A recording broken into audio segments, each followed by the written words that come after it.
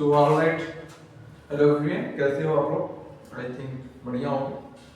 Revise किया होगा कल कॉन्सेप्ट, और आज है होली है तो हैप्पी होली। और हम लोग क्या करते हैं, आगे पढ़ना स्टार्ट करते हैं, आगे कंटिन्यू करते हैं आगे टॉपिक्स को। ठीक है, तो जहां तक मुझे याद है कल मैं क्या कर रहा था, कल शायद मैं रिएक्शन इंटरमीडिएट के बारे में हम लोग पढ़ रहे थे। रिएक्शन इंटरमीडिएट के बारे में पढ़ रहे थे। तो रिएक्शन इंटरमीडिएट होता क्या है, मैंने बताया था कि जो हमारे रिएक्शन इंटरमीडिएट होते हैं ये कुछ ऐसे सब्सटेंस होते हैं, जो किसी केमिकल रिएक्शन के दौरान बनते हैं और रिएक्शन कंप्लीट होते होते खत्म भी हो जाते हैं। समझ रहे हो बात को? हाँ सर, समझ रहे हैं बात को। और रिएक्शन इंटरमीडिएट जनरली तीन टाइप के होते हैं, मैंने बताया था। कितने टाइप के बताया था? तीन टाइप के बताया था। एक होता है कार्बोकेटायन, है ना। दूसरा क्या होता है, कार्बेनायन। और तीसरा क्या होता है हमारा, free radical, carbon free radical, है ना।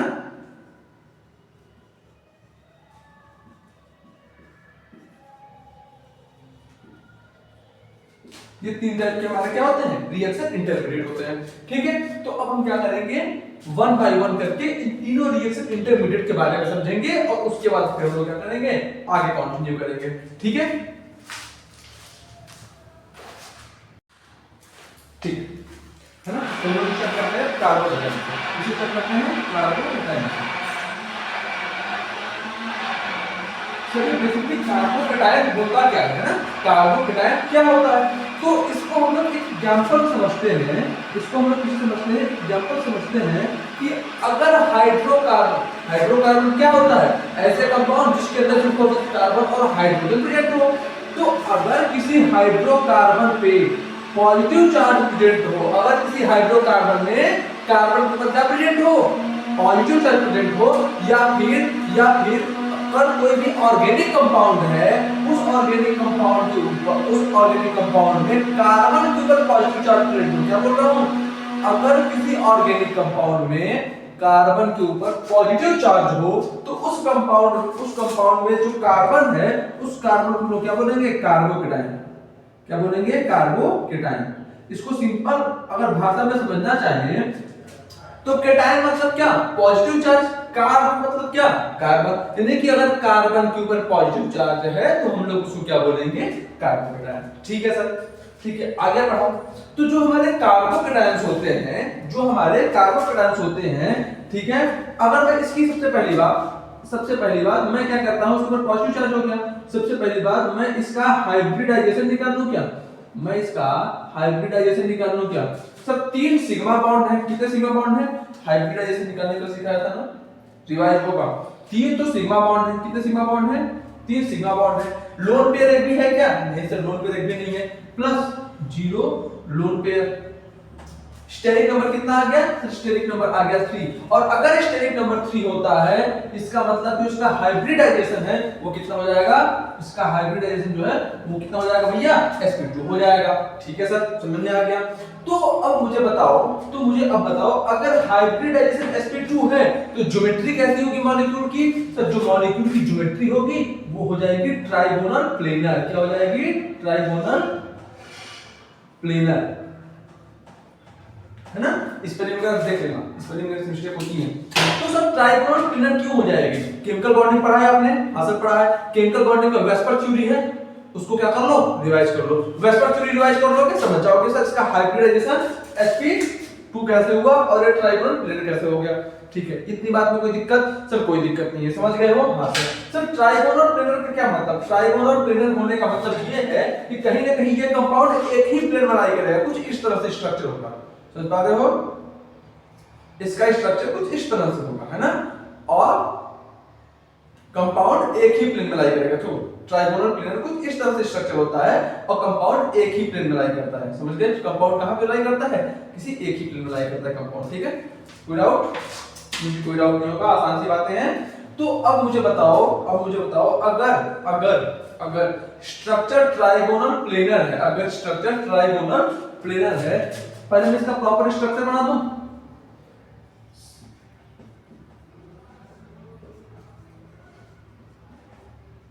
ठीक है, ट्राइगोनल प्लेनर हो गया, तो अगर कंपाउंड प्लेनर है और ट्राइगोनल है तो मुझे ये बताओ कि इसका इसका जो बॉन्ड एंगल होगा वो कितना होगा। इसका मतलब इसका जो बॉन्ड एंगल होगा इसका वो हो जाएगा 120 डिग्री। कितना हो जाएगा बॉन्ड एंगल 120 डिग्री, है ना, 120 डिग्री। ठीक है, तो ये कॉन्सेप्ट भी आपको क्लियर हो गया होगा। ये रिवीजन चल रहा है, छोटी मोटी चीजें आपको पता होगा। ठीक है, तो अब आगे चलते हैं, इसके बारे में कुछ चीजें और समझते हैं। देखो सबसे बड़ी बात यह है कि आप हमेशा केमिस्ट्री में एक बात याद रखना कि किसी बंदे को चार्ज नहीं पसंद। कार्बन के ऊपर अगर चार्ज है मतलब कार्बन क्या है, अनस्टेबल है। इसको अच्छे से समझो, इसको अगर आप अच्छे से समझो तो चार्ज को समझो कि उधार, चार्ज को आप उधार से रिलेट करो। अगर आपके ऊपर उधार हो जाए तो क्या आप स्टेबल रहोगे, आप खुश रहोगे? नहीं सर, खुश तो नहीं रहेंगे, हम तो जल्दी से जल्दी उस उधार को खत्म करना चाहेंगे ना। तो सिमिलरली अगर कार्बन के ऊपर चार्ज है तो कार्बन में क्या है, खुश नहीं है। ये भी क्या चाहेगा, ये भी चाहेगा कि जल्दी से जल्दी इसका चार्ज खत्म हो जाए। ठीक है, तो अगर बंदा खुश नहीं है, सुखी नहीं है, तो कुछ ऐसे इफेक्ट्स होते हैं जो इस बंदे को खुश कर सकते हैं, है ना, जो इस बंदे को सुख दे सकते हैं। सर वो कौन से इफेक्ट्स हो सकते हैं? सर वो इफेक्ट कौन से हो सकते हैं? सिंपल भाषा में समझो, अगर तुम्हारे ऊपर उधार है तो तुमको कौन से प्राणी सुख देंगे? वही प्राणी जो थोड़ा थोड़ा कंट्रीब्यूट करके तुम्हारे उधार को खत्म कर दे। समझ में आ रहा है? हाँ सर समझ में आ रहा है। तो वही इफेक्ट इसको खुश कर सकते हैं जो इसके चार्ज को कम करने की कोशिश करे। तो सर वो इफेक्ट कौन कौन से हो सकते हैं? वो एक पहला इफेक्ट क्या हो सकता है, प्लस आई इफेक्ट हो सकता है। दूसरा इफेक्ट क्या हो सकता है सर? प्लस आई मतलब इलेक्ट्रॉन डोनेटिंग इफेक्ट, है ना। प्लस आई मतलब इंडक्टिव इफेक्ट होता है। कौन सा इंडक्टिव इफेक्ट? डोनेटिंग का, है ना, इलेक्ट्रॉन डोनेटिंग ग्रुप होते हैं प्लस आई ग्रुप। ठीक है, दूसरा इफेक्ट कौन सा हो सकता है सर? प्लस एम इफेक्ट हो सकता है ना, है ना। ठीक है, तीसरा इफेक्ट कौन सा हो सकता है सर? तीसरा इफेक्ट कॉन्जुगेशन हो सकता है ना। ठीक है, चौथा इफेक्ट क्या हो सकता है सर? एरोमेटिसिटी हो सकता है।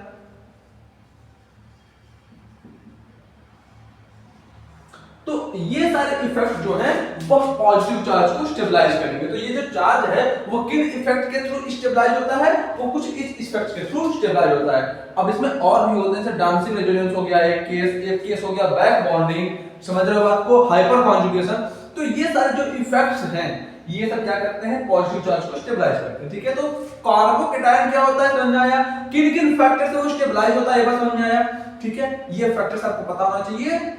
इसको रिवाइज कर लो और हम लोग आगे भी जब क्वेश्चन कर रहे होंगे, रिएक्शन कर रहे होंगे, तो जो जो इफेक्ट आते जाएंगे उसको हम लोग साथ साथ रिवाइज भी करते चलेंगे।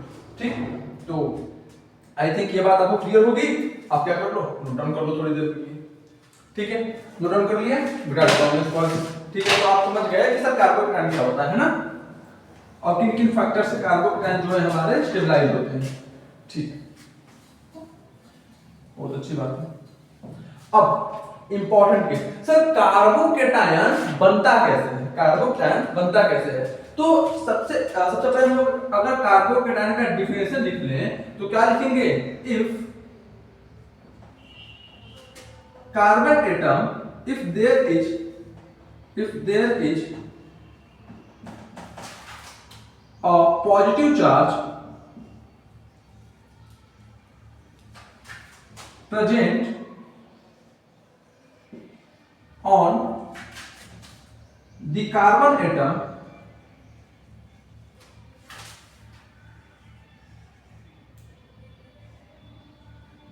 then it is said to be carbocation, है ना। देखिए अगर कार्बन एटम के ऊपर पॉजिटिव चार्ज प्रेजेंट होगा तो लोग उसको क्या बोल देंगे? कार्बोकैटायन बोल देंगे। मतलब बात ठीक है। और अगला पॉइंट क्या बोल सकते हैं? अगला पॉइंट इसका ज्योमेट्री कैसा होता है? ये जनरल टर्म में हम लोग बात कर रहे हैं ज्योमेट्री की, है ना। जनरल टर्म में हम लोग ज्योमेट्री की बात कर रहे हैं। ठीक है, इसका ज्योमेट्री कैसा होता है? इसका जो ज्योमेट्री होता है वो जनरली, ठीक है, जनरली क्या होता है इसका ज्योमेट्री? Trigonal planar.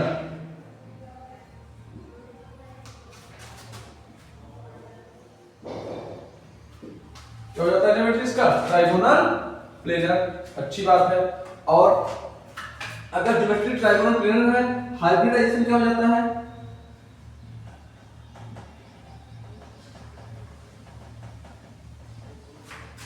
हाइब्रिडाइजेशन क्या होता है, इसका जो हाइब्रिडाइजेशन हो जाएगा वो क्या sp2 हो जाएगा। हाँ सर अभी देखें, ठीक है।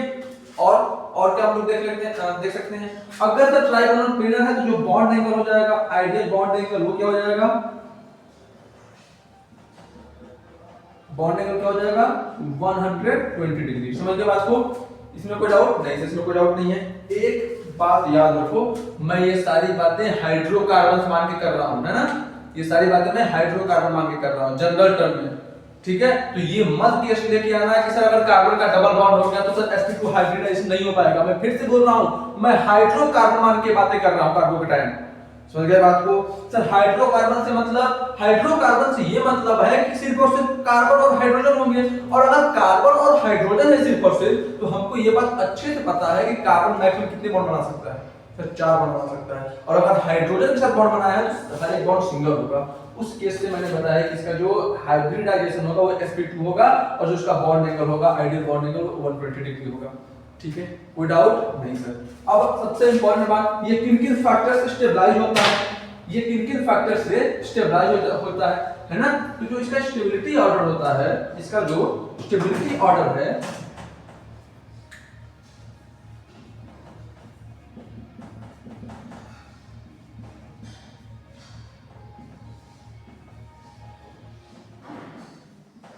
किन-किन फैक्टर से कार्बोकेटायन स्टेबलाइज होता है, जो इसका स्टेबिलिटी ऑर्डर है वो डायरेक्टली प्रोपोर्शनल होता है किसके, प्लस m के, यानी कि मीजोबैरिक इफेक्ट, कौन सा, इलेक्ट्रॉन डोनेटिंग मीजोबैरिक इफेक्ट के डायरेक्टली प्रोपोर्शनल होता है, प्लस h के, है ना, डायरेक्टली प्रोपोर्शनल होता है, और प्लस i के डायरेक्टली प्रोपोर्शनल होता है। यानी कि अगर plus i plus h plus m ये सारे इफेक्ट हैं तो ये कार्बोकेटायन को क्या करेंगे, स्टेबल करेंगे।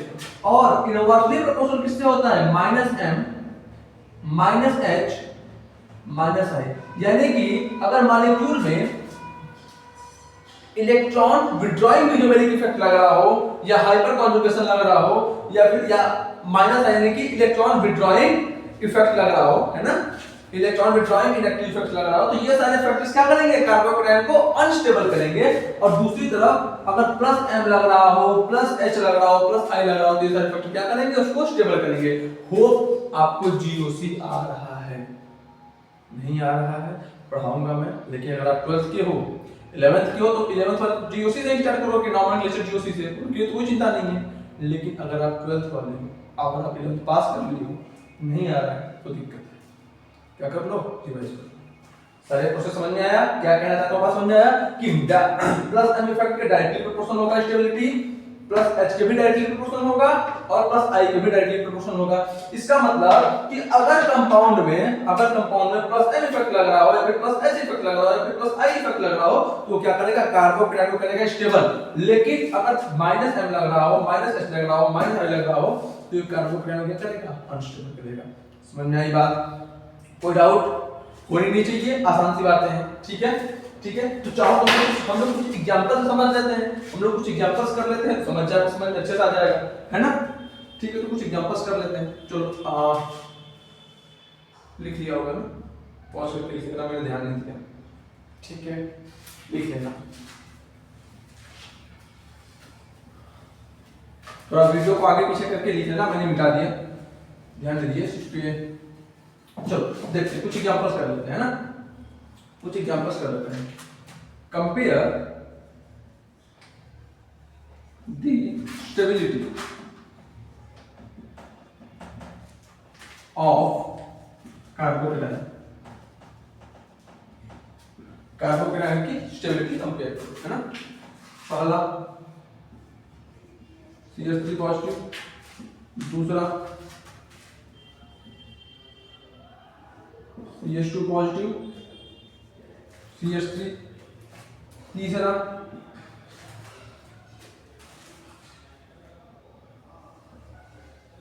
CH2 positive,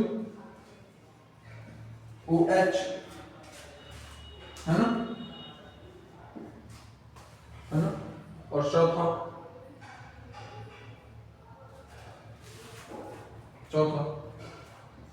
CH positive, CH3, CH3। इसमें बताओ, इसमें क्या करना है, जो हमारा है स्टेबिलिटी, कार्बोकेटायन की स्टेबिलिटी ऑर्डर को कंपेयर करना है, मतलब कि हमें ये बताना है कि कौन सा कार्बोकेटायन सबसे अधिक स्टेबल है। चलो और समझना शुरू करते हैं। सबसे पहले इसका अगर हम लोग ड्रॉ करें, इसका स्ट्रक्चर अगर हम लोग ड्रॉ करें तो क्या दिखेगा, CH H पॉजिटिव, ठीक है। अब हमको ये चीज पता है कि जो हाइड्रोजन है वो किसी भी कंपाउंड को स्टेबल करने में कोई रोल प्ले नहीं करता, तो यहाँ पे कोई इफेक्ट नहीं लग रहा है, यहाँ पर हमने क्या कर दिया, नो इफेक्ट। इस पे आते हैं,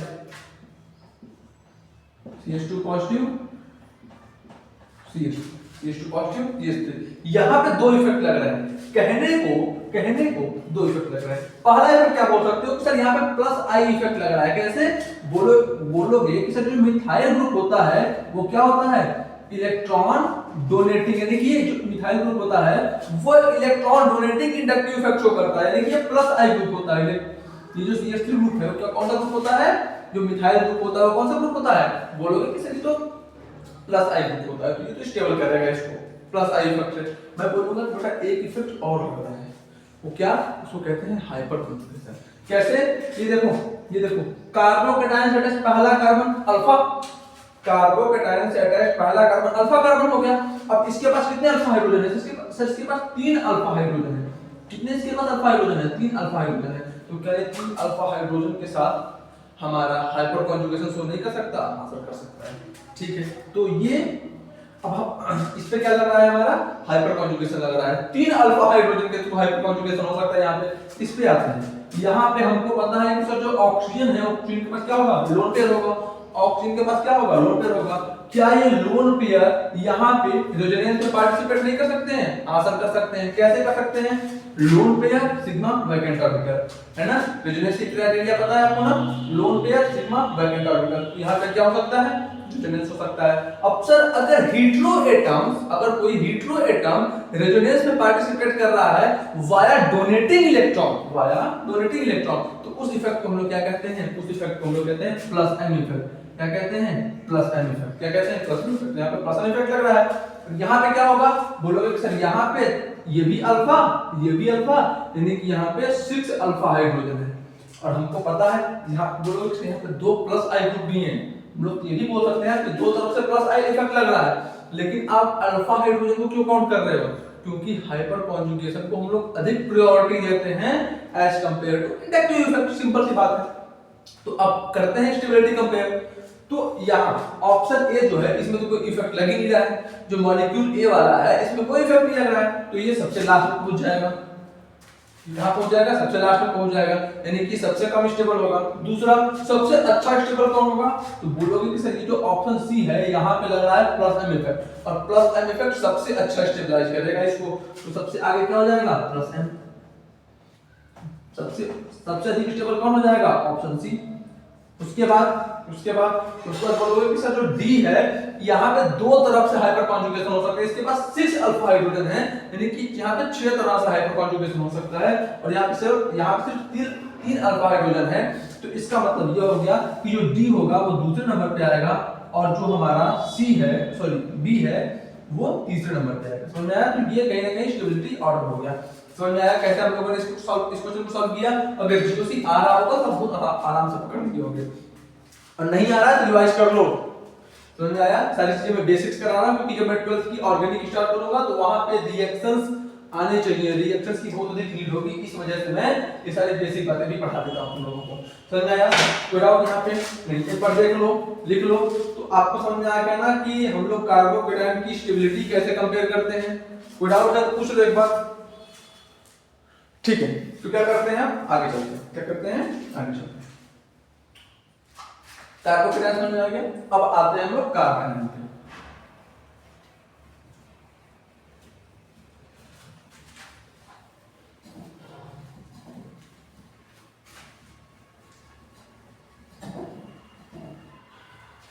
अगर आप लोग कार्बोकेटायन समझ गए तो हम लोग अब क्या पढ़ना शुरू करते हैं, कार्बोनाइल, है ना? तो कार्बोनाइल क्या होता है? अगर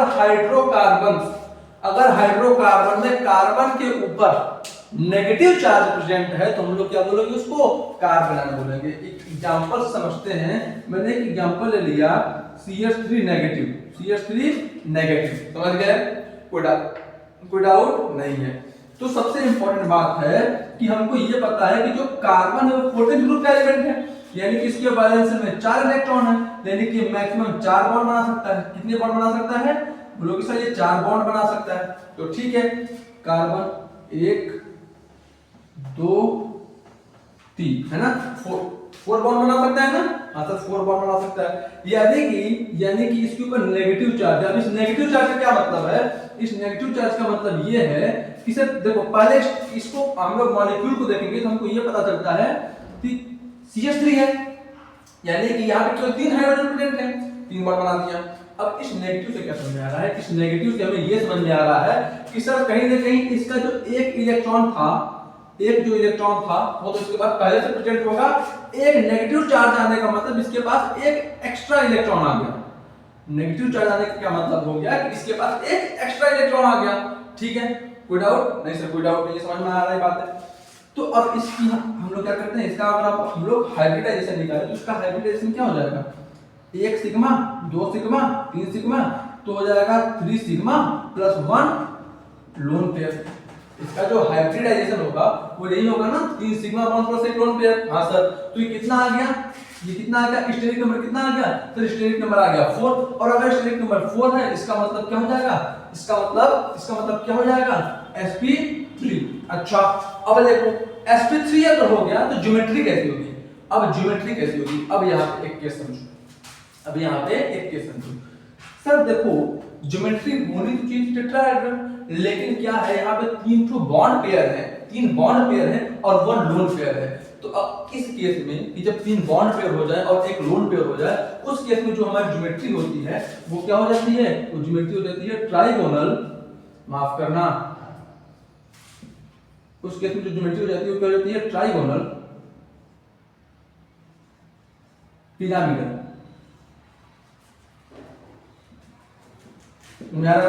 ज्योमेट्री कैसी हो जाएगी? Trigonal pyramidal. कैसी हो जाएगी? Trigonal pyramidal. समझ में आया? दिखाता हूं। कुछ ऐसी ज्योमेट्री हो जाएगी। समझ में आ रहा है? कुछ ज्योमेट्री ऐसी हो जाएगी, है ना, यानी कि दो एटम तो एक प्लेन में होंगे, लेकिन एक एटम प्लेन के बाहर होगा। दिख रहा है? ज्योमेट्री कैसी हो जाएगी? ट्राइगोनल पिरामिडल हो जाएगी। समझ में आ रहा है? और ज्योमेट्री समझ गए, अब आते हैं बॉन्ड एंगल पे। सर बॉन्ड एंगल कितना होगा? तो जो इसका बॉन्ड एंगल होगा बेटा, वो 109 डिग्री 28 मिनट से थोड़ा सा क्या होगा? थोड़ा सा कम होगा। जो इसका बॉन्ड एंगल है वो इससे थोड़ा सा कम होगा। इससे थोड़ा सा कम क्यों होगा? क्योंकि बेसिकली आप इसको ध्यान से अगर समझो तो ये कुछ ऐसा स्ट्रक्चर था। हम लोग इसको ध्यान से समझे तो जो हमारा स्ट्रक्चर था कुछ ऐसा था, है ना? ये स्ट्रक्चर हमारा कुछ ऐसा था। समझ में आ रहा है? हाँ सर, कुछ ऐसा स्ट्रक्चर था। अब लेकिन क्या हो गया? हुआ क्या कि यहाँ पे एक हमारा लोन पेयर प्रेजेंट हो गया। ये तो सपोज करो ये बॉन्ड है, ये भी बॉन्ड पेयर है, तो क्या जो ये लोन पेयर प्रेजेंट हो गया, ये लोन पेयर और ये बॉन्ड पेयर आपस में रिपेल होंगे कि नहीं? हाँ सर, रिपेल होंगे। तो लोन पेयर और बॉन्ड पेयर रिपल्सन की वजह से रिपल्सन कम हो, इस वजह से तीनों बॉन्ड पेयर आपस में थोड़े ऐसे पास आ जाते हैं। और जब ये थोड़े से ऐसे पास आ जाएंगे तो क्या जाहिर सी बात है बॉन्ड एंगल घट जाएगा। समझ में आ रहा है बात आपको? तो इसका जो बॉन्ड एंगल होगा वो क्या होगा? स्लाइटली लेस देन, क्या होगा? इसका जो बॉन्ड एंगल है वो होगा slightly less than 109 degree 28 minute, है ना? इसका जो बॉन्ड एंगल है वो 109 डिग्री 28 मिनट से थोड़ा सा कम होगा। कोई डाउट यहाँ पे? मतलब यहाँ पे कोई डाउट नहीं है। सारी बात अच्छे समझ में आई? कोई डाउट? लिख लो एक बार जल्दी से। ठीक है, तो कार्बन आयन में कोई प्रॉब्लम नहीं होगी। कार्बन आयन भी आप समझ गए होंगे अच्छे से। ठीक है, अब आते हैं कार्बन फ्री रेडिकल पे। किसके आते हैं? कार्बन फ्री रेडिकल पे।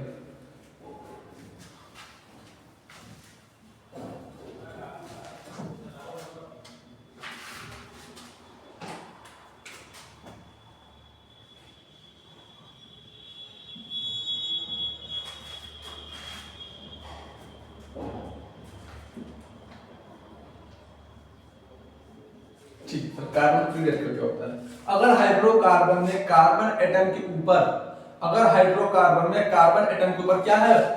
अगर कार्बन एटम के ऊपर odd number of electrons present हो, अगर हाइड्रोकार्बन में कार्बन नंबर के ऊपर odd number of electron present हो तो हम लोग उसको क्या बोलते हैं, कार्बन फ्री रेडिकल। एक चीज बताना भूल गया, उसको ध्यान देना, जो हमारा कार्ब एनायन होता है ना, वो किन किन फैक्टर से स्टेबलाइज होता है। तो जो कार्ब एनायन है वो डायरेक्टली प्रोपोर्शनल होता है -m -h -i के, यानी कि -i effect -h effect -m effect ये कार्ब एनायन को स्टेबल करते हैं, और +m इफेक्ट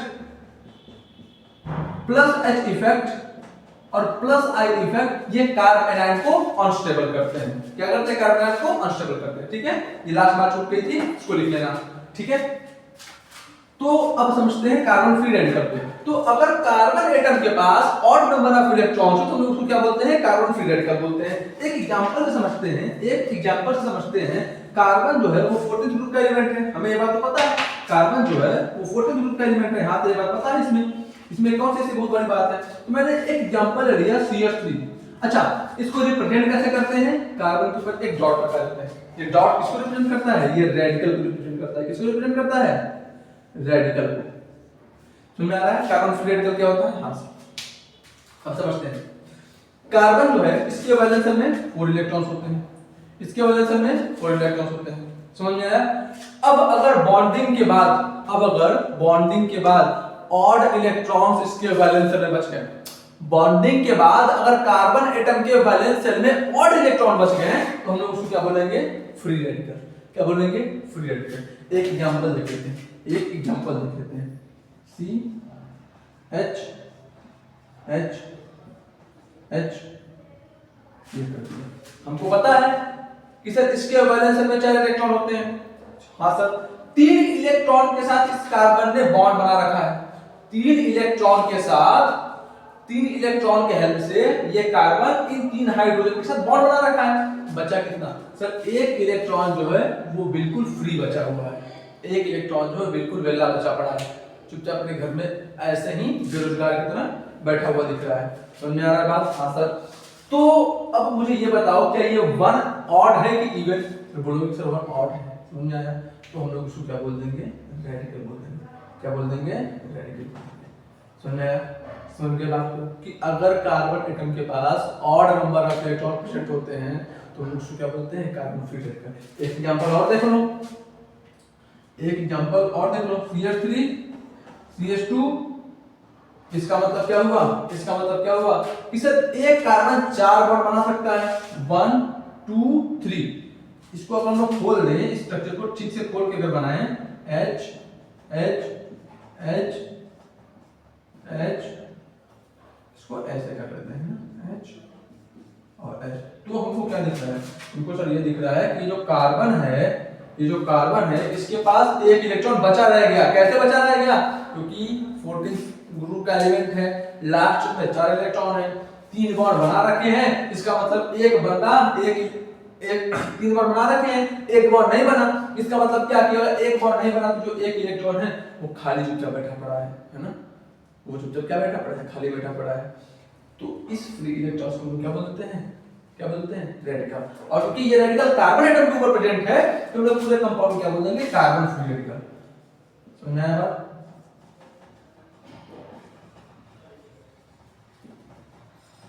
कोई डाउट है, पूछो। तो अब ध्यान देना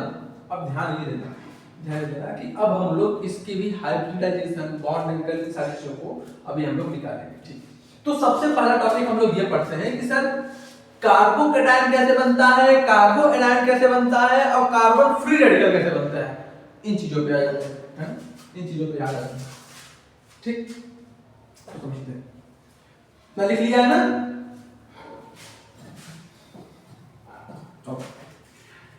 अब सर ये समझ लेते हैं कि कार्बोकैटायन, कार्ब एनायन और फ्री रेडिकल बनते कैसे हैं, है ना। सबसे पहले देखते हैं कार्बोकैटायन कैसे बनते हैं। सपोज करो मैंने एक कंपाउंड लिया था CH3Cl। क्या लिया, CH3Cl, है ना।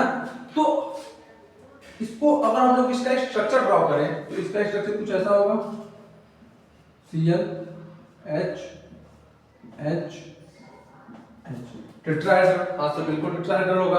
अब मुझे एक बात बताओ, बात क्या है कि कार्बन और क्लोरीन में अधिक इलेक्ट्रोनेगेटिव कौन है, तो बोलोगे सर क्लोरीन अधिक इलेक्ट्रोनेगेटिव है। तो अगर क्लोरीन अधिक इलेक्ट्रोनेगेटिव है तो जो इन दोनों के बीच में, जो इन दोनों बॉन्ड के बीच में शेयर पेयर ऑफ इलेक्ट्रॉन थे वो क्लोरीन की तरफ कुछ ज्यादा शिफ्ट हो जाएंगे कि नहीं। ये इन दोनों बॉन्ड के बीच में, जो इस बॉन्ड के बीच में कार्बन और क्लोरीन के जो शेयर पेयर ऑफ इलेक्ट्रॉन थे वो क्लोरीन की तरफ ज्यादा शिफ्ट हो जाएंगे कि नहीं। हाँ सर बिल्कुल हो जाएंगे। तो अगर ये क्लोरीन की तरफ अधिक शिफ्ट हो जाएंगे ना तो क्लोरीन पे कैसा चार्ज आ जाएगा सर, पार्शियल नेगेटिव चार्ज आ जाएगा और कार्बन पर पार्शियल पॉजिटिव चार्ज आ जाएगा। ठीक है, तो यहाँ पे क्या हो गया, पोलराइजेशन हो गया। क्या हो गया, इलेक्ट्रॉन का पोलराइजेशन हो गया। अब इस पोलराइजेशन की वजह से यहाँ पे हो गया पार्शियल चार्ज क्रिएट हो गया। अब अगर हम लोग हेटेरोलिटिक बॉन्ड फ्यूजन करते हैं तो हेटेरोलिटिक बॉन्ड फ्यूजन कहाँ होगा, तो बोलोगे कि सर हेटेरोलिटिक बॉन्ड फ्यूजन वहां होता है जहां पे अधिक पोलैरिटी हो। तो अधिक पोलैरिटी कहाँ है, कार्बन हाइड्रोजन के बीच में है कि कार्बन क्लोरीन के बीच में है, तो बोलोगे कि सर जो अधिक पोलैरिटी है वो कार्बन और क्लोरीन के बीच में है। तो अब अगर हम लोग हेटेरोलिटिक बॉन्ड फ्यूजन करते हैं, क्या करते हैं, हेटेरोलिटिक बॉन्ड फ्यूजन।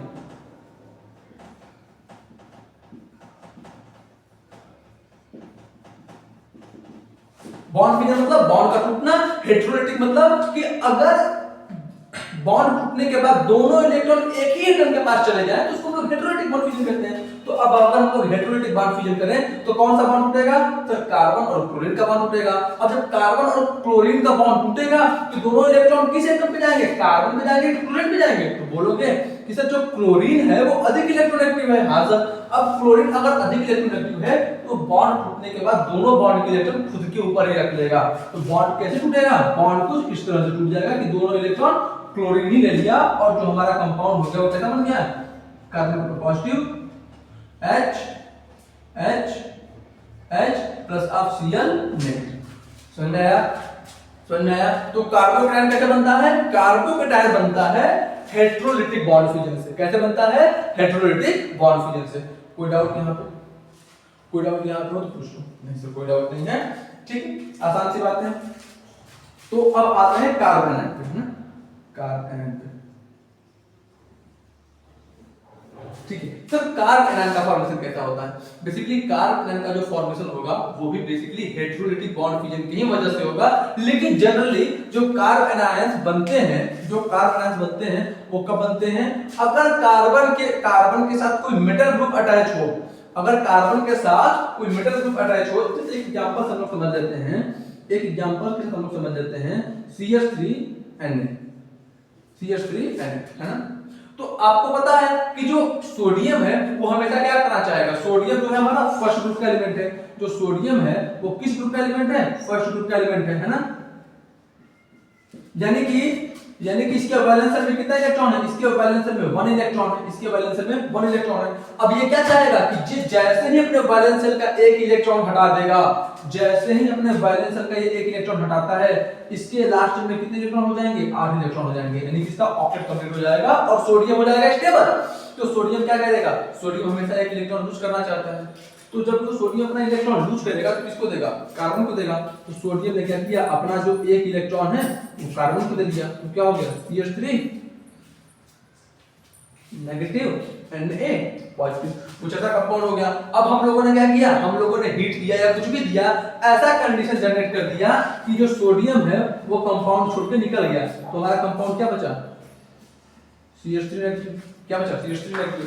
समझ में आ गया, कंपाउंड क्या बचा, CH3 नेगेटिव। हो गया formation of carbon ion, carbon का फॉर्मेशन हो गया। हां सर, कार्बन का फॉर्मेशन हो गया। तो ये बात यार क्लियर हो गई। अब बाकी स्ट्रक्चर वगैरह सब आपको मैंने बताया कि क्या स्ट्रक्चर होगा, स्ट्रक्चर होगा ट्राइगोनल पिरामिडल। स्ट्रक्चर कैसा होगा, ट्राइगोनल पिरामिडल होगा। बॉन्ड एंगल कितना होगा, 109 डिग्री 28 डिग्री से थोड़ा सा कम होगा। क्यों होगा, रीजन पता चल गया। और बनेगा कैसे, भी समझ में आ गया। एक केस और है, एक केस और है। दूसरा तरीका क्या हो सकता है कि अब हम लोग एक कंपाउंड देख लेते हैं। दूसरा तरीका ये है कि ले लिया हम लोगों ने CH4, क्या ले लिया, CH4, है ना। अब होने को तो लगभग कार्बन और हाइड्रोजन और कार्बन की लगभग क्या है, कार्बन और हाइड्रोजन की इलेक्ट्रोनेगेटिविटी बराबर है। कहने को तो ठीक है, हाँ सर, एग्जैक्ट बराबर नहीं होता, थोड़ा सा कार्बन का अधिक होता है, पर लगभग बराबर है। हाँ सर, कोई दिक्कत नहीं है। लेकिन हम लोग कुछ ऐसा केस बनाए हैं, हम लोग कुछ ऐसा केस किए, कुछ ऐसा कंडीशन जनरेट किए जिसकी वजह से ये बॉन्ड हेटेरोलिटिकली ब्रेक हो जाए। अच्छा, तो अगर ये बॉन्ड हेटेरोलिटिकली ब्रेक होगा तो हमको तो सर ये पता है कि लगभग बराबर है, लेकिन स्लाइटली कार्बन का इलेक्ट्रोनेगेटिविटी अधिक है कि नहीं? हाँ सर अधिक है। तो जब बॉन्ड ब्रेक होगा तो बॉन्ड के दोनों इलेक्ट्रॉन किस एटम पे आ जाएंगे? कार्बन पे आ जाएंगे। तो बनेगा क्या? CH3 नेगेटिव प्लस अब H पॉजिटिव। तो ये दूसरा तरीका हो गया कार्बन आयन बनाने का। ठीक है, तो इसमें कोई डाउट? कार्बन आयन कैसे बनता है, इसमें कोई प्रॉब्लम नहीं? सर कोई प्रॉब्लम नहीं है। लिख लिए, आई थिंक लिख लिए होंगे, मिटा देता हूं मैं। अब पढ़ते हैं फ्री रेडिकल पे। किस पे पढ़ते हैं? फ्री रेडिकल पे। यानी कि मेन बात क्या बताना चाहता हूं? मेन बात ये बताना चाहता हूं कि जो कार्बोकैटायन है और जो कार्बो एनायन है, इन दोनों का फॉर्मेशन कैसे होता है? इन दोनों का फॉर्मेशन होता है हेटेरोलिटिक बॉन्ड फ्यूजन से। कैसे होता है? हेटेरोलिटिक बॉन्ड फ्यूजन से। अब आते हैं कार्बन फ्री रेडिकल पे। किस पे आते हैं? Carbon free radical. इसका फॉर्मेशन समझते हैं। समझ में आया बात? चलिए CH4 से समझते हैं इसको भी।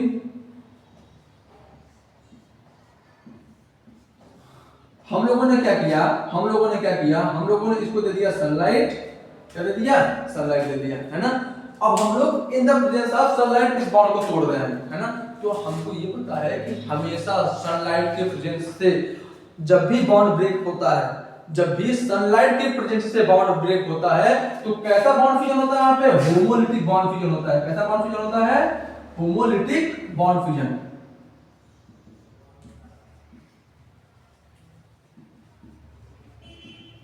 कैसा बॉन्ड फ्यूजन होगा? होमोलिटिक बॉन्ड फ्यूजन होगा।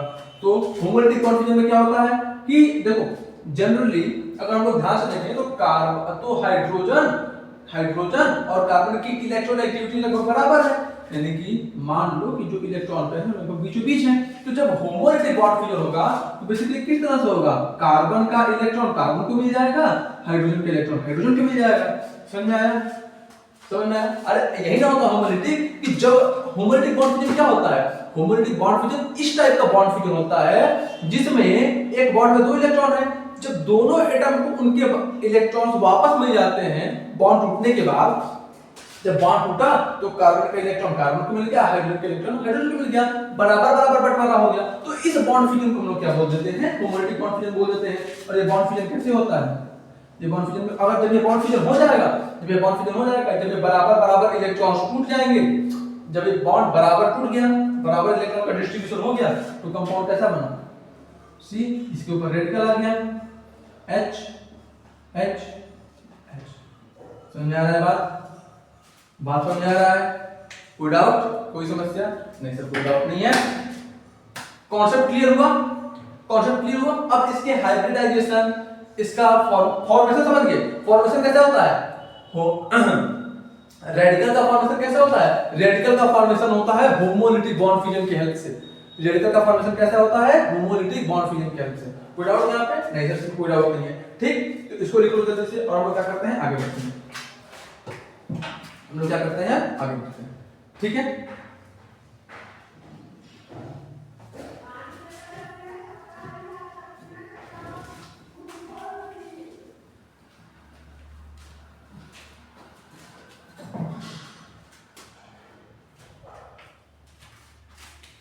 चलो बना देता हूं।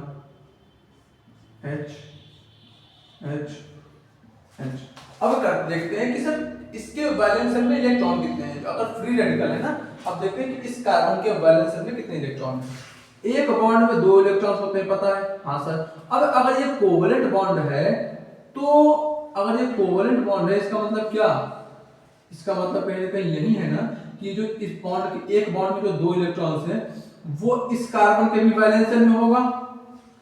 थोड़ा सा अच्छे से बना देता हूं, है ना। H H H। एक बॉन्ड में कितने इलेक्ट्रॉन? सर बोलोगे एक बॉन्ड में दो इलेक्ट्रॉन। एक बॉन्ड में कितने इलेक्ट्रॉन? बोलोगे कि सर एक बॉन्ड में दो इलेक्ट्रॉन, है ना। एक बॉन्ड में दो इलेक्ट्रॉन। ठीक, तो अगर ये कोवेलेंट बॉन्ड है, इसका मतलब क्या कि जो दोनों इलेक्ट्रॉन हैं वो हाइड्रोजन के भी वैलेंस शेल में प्रेजेंट होंगे, वो कार्बन के भी वैलेंस शेल में प्रेजेंट होंगे। कोई डाउट नहीं सर, कोई डाउट नहीं है। तो अब हम लोग देखते हैं जो कार्बन फ्री रेडिकल है उस केस में कार्बन के वैलेंस शेल में कितने इलेक्ट्रॉन हो जाएंगे, 2 2 4 2 6 1 7। तो इसके पास कितने वैलेंस इलेक्ट्रॉन हो जाते हैं, 7 वैलेंस इलेक्ट्रॉन, है ना। इसके पास कितने वैलेंस इलेक्ट्रॉन हो जाते हैं, 7 वैलेंस इलेक्ट्रॉन। यानी कि आप लोगे तो दिखेगा कैसे?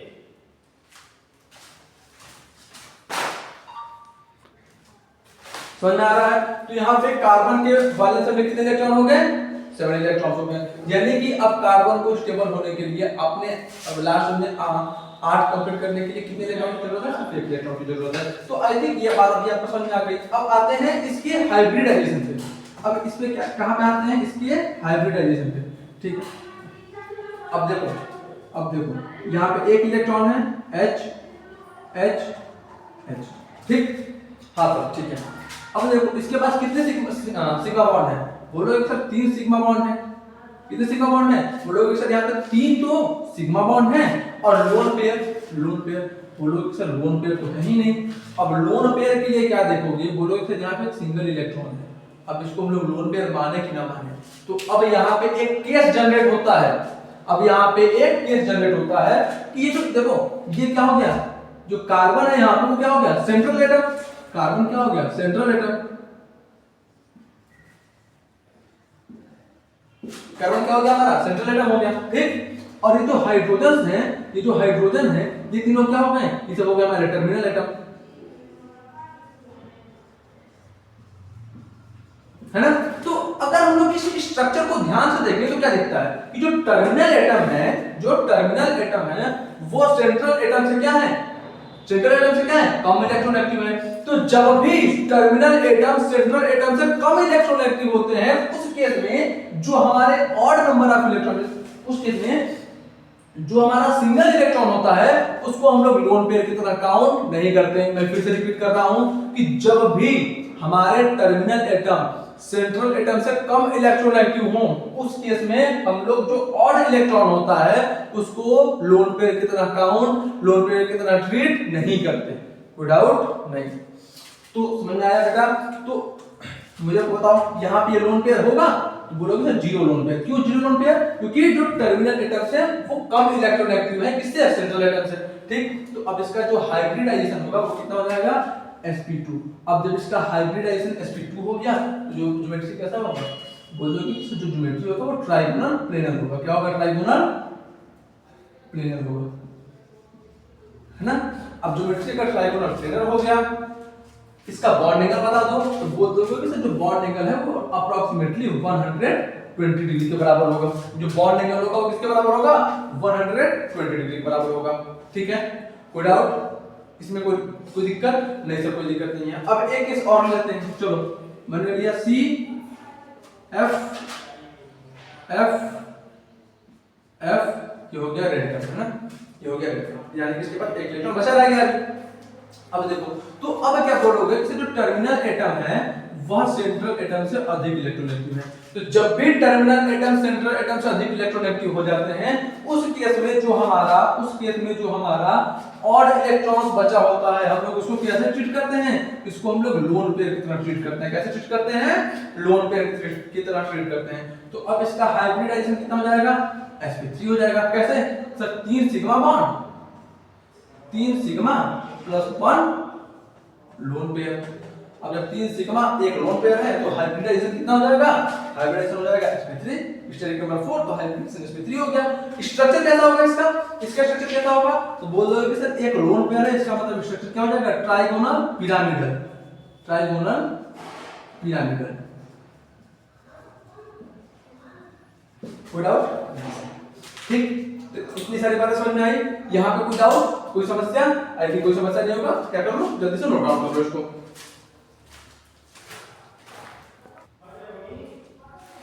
ठीक है, कोई दिक्कत यहाँ पे नहीं। अब आते हैं, अब अगले केस पे आते हैं। अब अगला पॉइंट लिखते हैं, है ना, अगला पॉइंट लिखते हैं। ध्यान दो, मैं एक स्ट्रक्चर बना देता हूं CH3 पॉजिटिव और दूसरा स्ट्रक्चर क्या बना देता हूं CH3 रेडिकल है ना, CH3 रेडिकल, दो स्ट्रक्चर बना दिया, एक CH3 पॉजिटिव, एक CH3 रेडिकल, ठीक है। अब मुझे बताओ इसके वैलेंस में कितने इलेक्ट्रॉन है, तो बोलोगे सर इसके वैलेंस में 2 2 4 2 6 6 इलेक्ट्रॉन है। इसके वैलेंस में कितने हैं, 2 2 4 2 6 1 7 इलेक्ट्रॉन है। इसके वैलेंस में 7 इलेक्ट्रॉन है। तो क्या क्या ये और ये दोनों इलेक्ट्रॉन डिफिशिएंट स्पीशीज हैं कि नहीं? Yes sir. तो क्या पॉइंट लिख लेंगे, carbocation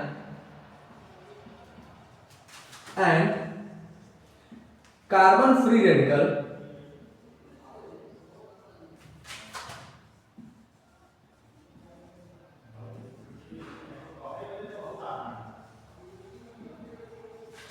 both are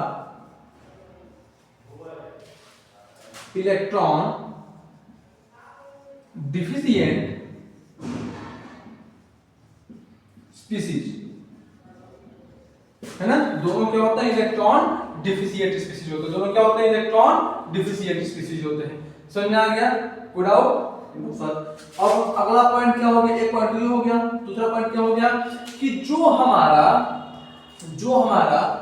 carbon free radical होता है, तो क्या कार्बन फ्री रेडिकल के पास एक अनपेयर्ड इसके पास तो अनपेयर्ड इलेक्ट्रॉन प्रेजेंट होते हैं ना। देखो ये पेयर्ड है क्या, नहीं सर, ये अनपेयर्ड इलेक्ट्रॉन है। तो अगर किसी कंपाउंड में या फिर अगर किसी हाइड्रोकार्बन में कार्बन एटम के ऊपर अनपेयर्ड इलेक्ट्रॉन्स प्रेजेंट होते हैं, तो हम लोग उसको क्या बोल सकते हैं, कार्बन फ्री रेडिकल बोल सकते हैं। तो सिंपल सी बात लिख लेते हैं, if there is presence of unpaired electron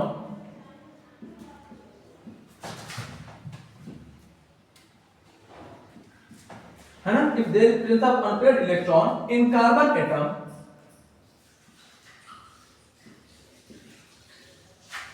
in hydrocarbon,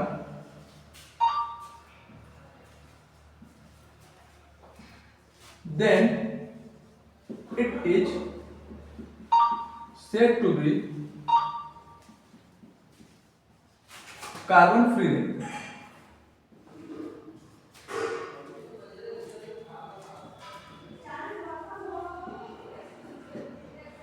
समझना बात, कोई डाउट नहीं सर, कोई डाउट नहीं है। तो अब सर जो कार्बन फ्री रेडिकल होता है वह किन किन इफेक्ट से स्टेबल होता है, जैसे कि आपने बता दिया कि जो कार्बोकेटायन होते हैं वो plus M plus H plus I से स्टेबल होते हैं, कार्बन आयन जो होते हैं minus M minus H minus I से स्टेबल होते हैं।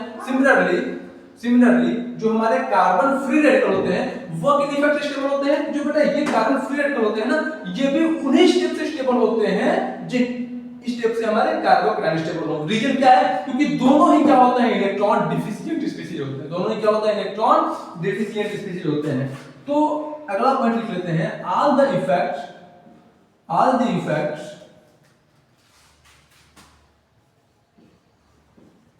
which stabilized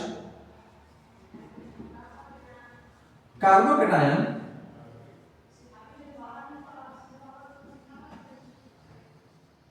है ना, effect which stabilized carbocation stabilized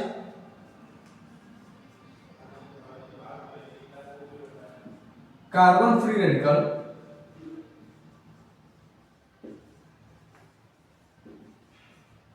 to, ना, तो वो सारे इफेक्ट जो कार्बोकेटायन को स्टेबलाइज करते हैं वही सारे इफेक्ट कार्बन फ्री रेडिकल को भी स्टेबलाइज करेंगे। ठीक है, तो हम लोग इसका जो स्टेबिलिटी ऑर्डर है वो क्या लिख लें,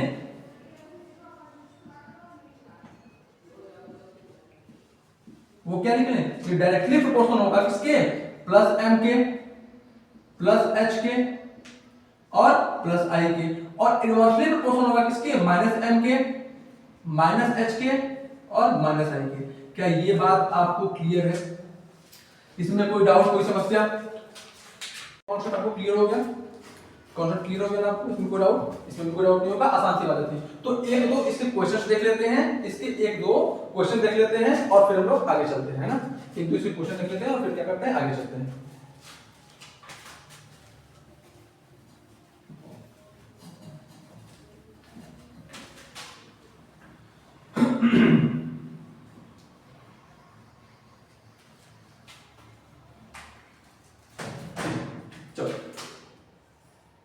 क्वेश्चन ये है कि हमें कंपेयर दी स्टेबिलिटी, है ना, हमें क्या करना है, स्टेबिलिटी कंपेयर करना है मॉलिक्यूल का। पहला मॉलिक्यूल क्या है, पहला मॉलिक्यूल क्या है, CH3 रेडिकल। दूसरा मॉलिक्यूल क्या है, दूसरा मॉलिक्यूल कुछ यहाँ पे CH2 कर दिया, CH2 रेडिकल, ये हो गया। तीसरा मॉलिक्यूल क्या है, तीसरा मॉलिक्यूल क्या है ना, CH2 रेडिकल। और चौथा मॉलिक्यूल क्या है, चौथा मॉलिक्यूल क्या है मेरा, CH3, सॉरी इसको मैं क्या कर दूं, CH2 रेडिकल और CH3, है ना। इसका स्टेबिलिटी कंपेयर करना है। अब आओ देखते हैं, अब आओ देखते हैं। सबसे पहले क्या बोलोगे, सबसे पहले क्या बोलोगे कि सर यहाँ पे देखो, यहाँ पे देखो, यहाँ पे कार्बन से सिर्फ और सिर्फ 3 हाइड्रोजन अटैच हैं। यहाँ पे कार्बन से सिर्फ और सिर्फ 3 हाइड्रोजन अटैच हैं। इसका मतलब हाइड्रोजन कोई भी स्टेबिलिटी ऑर्डर में रोल प्ले नहीं करता। इसका मतलब यहाँ पे तो कोई इफेक्ट लग ही नहीं रहा होगा। यहाँ पे क्या लिखते हैं हम लोग, नो इफेक्ट। यहाँ पे क्या लिखते हैं हम लोग, नो इफेक्ट। यहाँ पे आते हैं तो यहाँ पे क्या बोलोगे कि sir pi sigma radical, pi sigma free radical, यानी कि यहाँ पे क्या हो सकता है, यहाँ पे क्या हो सकता है, बोलोगे सर यहाँ पे हो सकता है रेजोनेंस। यहाँ पे क्या हो सकता है, रेजोनेंस। कितने पाई का रेजोनेंस, तो बोलोगे सर यहाँ पे 1 पाई कॉन्जुगेशन होगा। क्या होगा, 1 पाई कॉन्जुगेशन। कितना पाई कॉन्जुगेशन होगा, बोलोगे सर 1 पाई कॉन्जुगेशन होगा। और यहाँ पे क्या होगा, बोलोगे सर यहाँ पे radical sigma pi sigma pi, यानी कि यहाँ पे भी क्या हो सकता है, रेजोनेंस। कितने पाई का रेजोनेंस होगा, तो बोलोगे कि यहाँ पे 2 पाई कॉन्जुगेशन होगा। क्या होगा, 2 पाई कॉन्जुगेशन।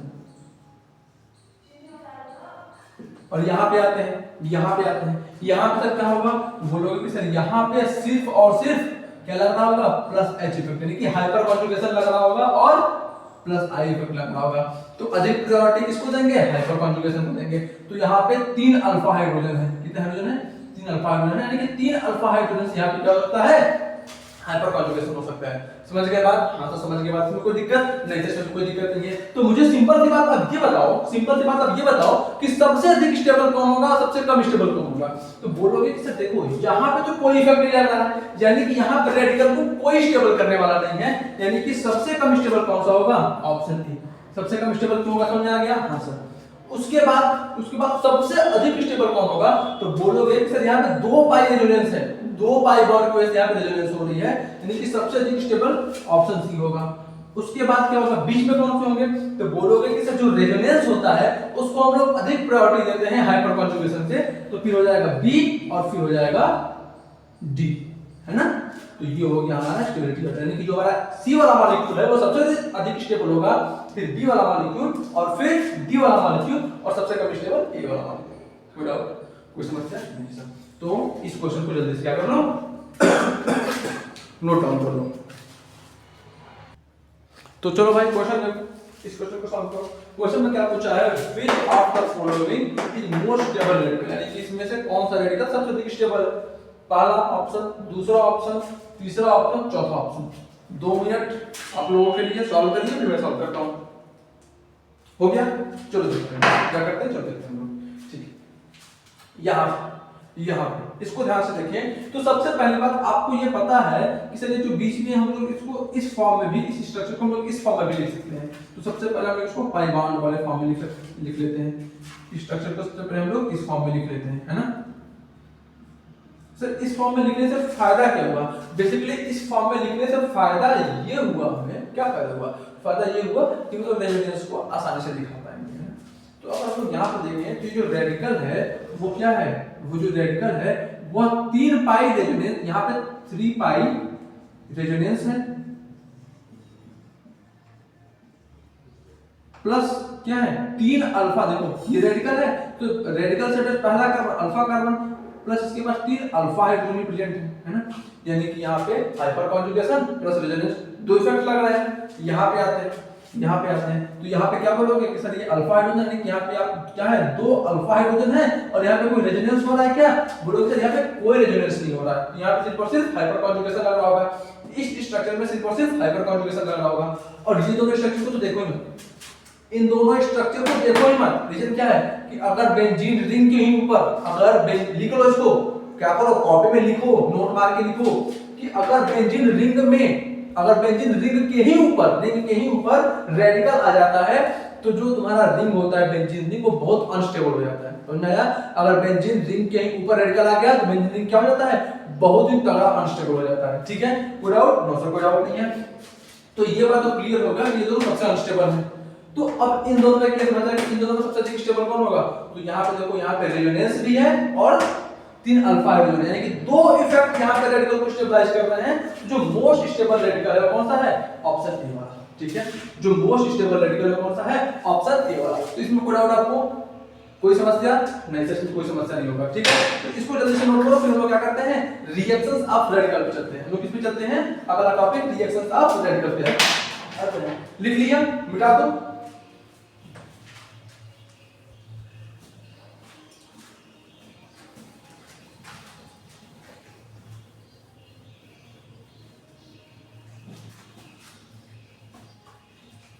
तो हम लोग अगला टॉपिक पढ़ते हैं रिएक्शन ऑफ रेडिकल।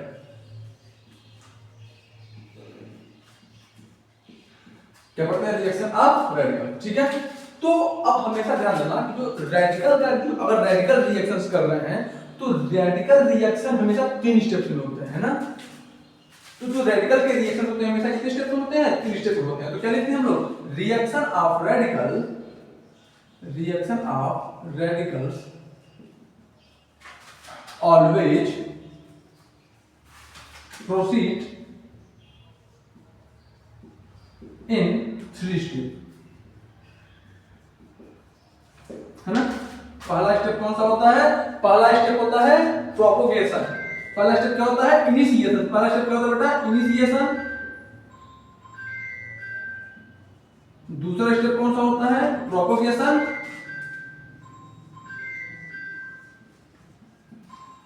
और तीसरा स्टेप क्या होता है? टर्मिनेशन। ठीक है, तो इन 3 स्टेप में हमेशा रेडिकल के रिएक्शन होते हैं। इन तीनों स्टेप को लिखो और उसके बाद क्या करेंगे हम लोग? तीनों स्टेप को डिटेल में हम लोग पढ़ना शुरू करते हैं। ठीक है, इन तीनों स्टेप को आप लोग लिख लो, उसके बाद तीनों स्टेप को हम लोग डिटेल में पढ़ना शुरू करते हैं। और अब देखो क्या हो गया, बेसिक्स खत्म हो चुके हैं। अब हम लोग इसमें एंटर कर रहे हैं रिएक्शन में। अब हम लोग थोड़ा सा रेडिकल रिएक्शन के बारे में सीख लेंगे। उसके बाद method of preparation of alkane पे आ जाएंगे, फिर अल्कीन पे, फिर अल्काइन पे, फिर उनके केमिकल प्रॉपर्टी, फिजिकल प्रॉपर्टी, ये सारी चीजें करेंगे। बहुत सारे क्वेश्चन करेंगे और टॉपिक खत्म होगा। सबसे पहले आप लोग पहले इसे लिखो, मैं साइड में जाता हूं।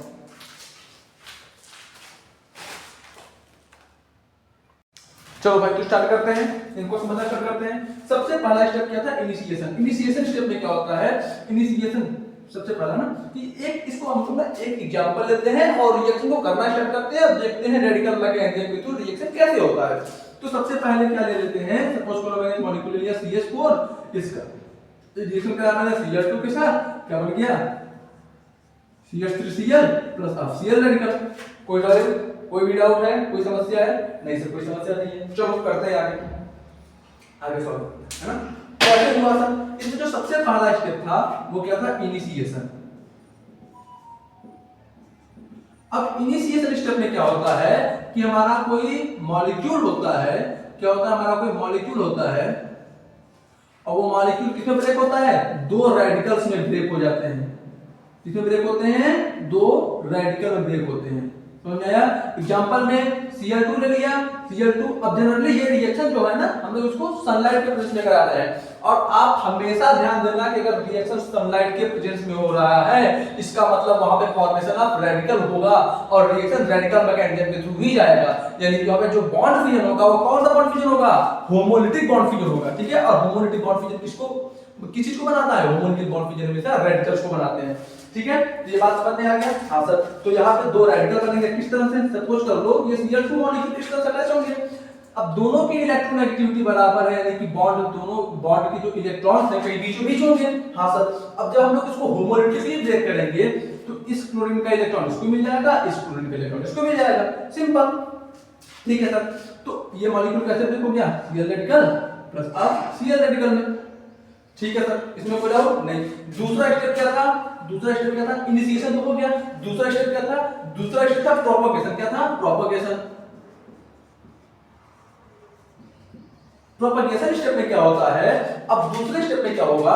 मतलब ये समझो कि मैंने रिएक्शन लिख दिया है। अब ये रिएक्शन हुआ कैसे, किस किस स्टेप्स के थ्रू हुआ, इस रिएक्शन को यहां से यहां तक पहुंचने में कितने स्टेप्स लगे, वो मैकेनिज्म हम लोग देख रहे हैं। समझ आया?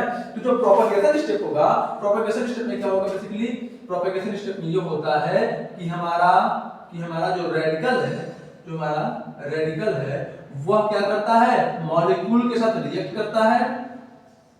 मॉलिक्यूल के साथ, सॉरी यहां पे HCl होगा बेटा, मॉलिक्यूल के साथ रिएक्ट करता है और क्या बना देता है? क्या बना देता है? कोई दूसरा मॉलिक्यूल बना देता है, मॉलिक्यूल 2 प्लस रेडिकल 2। यानी कि रेडिकल जो इनिशियल जो रेडिकल इनिशियली फॉर्म हुआ है वो मॉलिक्यूल के साथ रिएक्ट करेगा।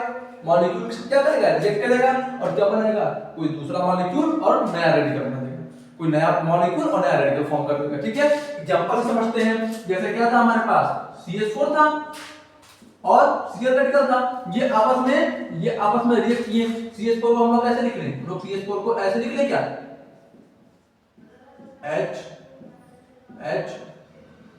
ठीक है, लिख लिया। और ये हो गया Cl रेडिकल। तो बेसिकली सबसे पहले क्या करो, हमको पता है कि कार्बन और हाइड्रोजन की इलेक्ट्रोनेगेटिविटी लगभग बराबर है। जैसे इसका मतलब जो इलेक्ट्रॉन पेयर होंगे लगभग कहीं कहीं बीचों बीच होंगे। बिल्कुल सही बात है। और रिएक्शन सनलाइट के प्रेजेंस में होगी तो जो इलेक्ट्रॉन जो बॉन्ड फ्यूजन होगा वो होमोलिटिकली होगा। तो सबसे पहला काम क्या करो कि कार्बन और हाइड्रोजन में से कोई भी एक बॉन्ड तोड़ दो। बॉन्ड कैसे टूटेगा? बॉन्ड तो होमोलिटिक टूटेगा, यानी कि फॉर्मेशन ऑफ रेडिकल होगी। सर होमोलिटिक क्यों टूटेगा? क्योंकि यहां पर हम लोगों ने सनलाइट ले रखी है। ठीक है सर, ठीक है सर, एनर्जी के लिए हम लोगों ने सनलाइट ले रखी है। ठीक है सर, समझ में आ गया। अब आगे क्या करते हैं? अब ये जो हमारा CH3 रेडिकल है, अब देखो इसको हम लोग कैसे लिखेंगे? इसको हम लोग CH3 रेडिकल और Cl रेडिकल लिख सकते हैं और एक H रेडिकल भी हो गया, है ना? समझ में आ गया? हाँ सर। तो बेसिकली होता क्या है कि जो H रेडिकल है, ये जो H रेडिकल है वो Cl रेडिकल के साथ जाकर पहले कंबाइन कर जाता है और क्या बना लेता है? HCl plus. अब जब ये Cl जो H रेडिकल है वो Cl के साथ, यहां जो H रेडिकल है वो Cl रेडिकल के साथ कंबाइन कर गया तो CH3 रेडिकल तो फ्री बच गया ना। तो यहां पे क्या लिख देंगे? CH3 radical. ठीक है, ये स्टेप समझ आया? इसमें कोई दिक्कत?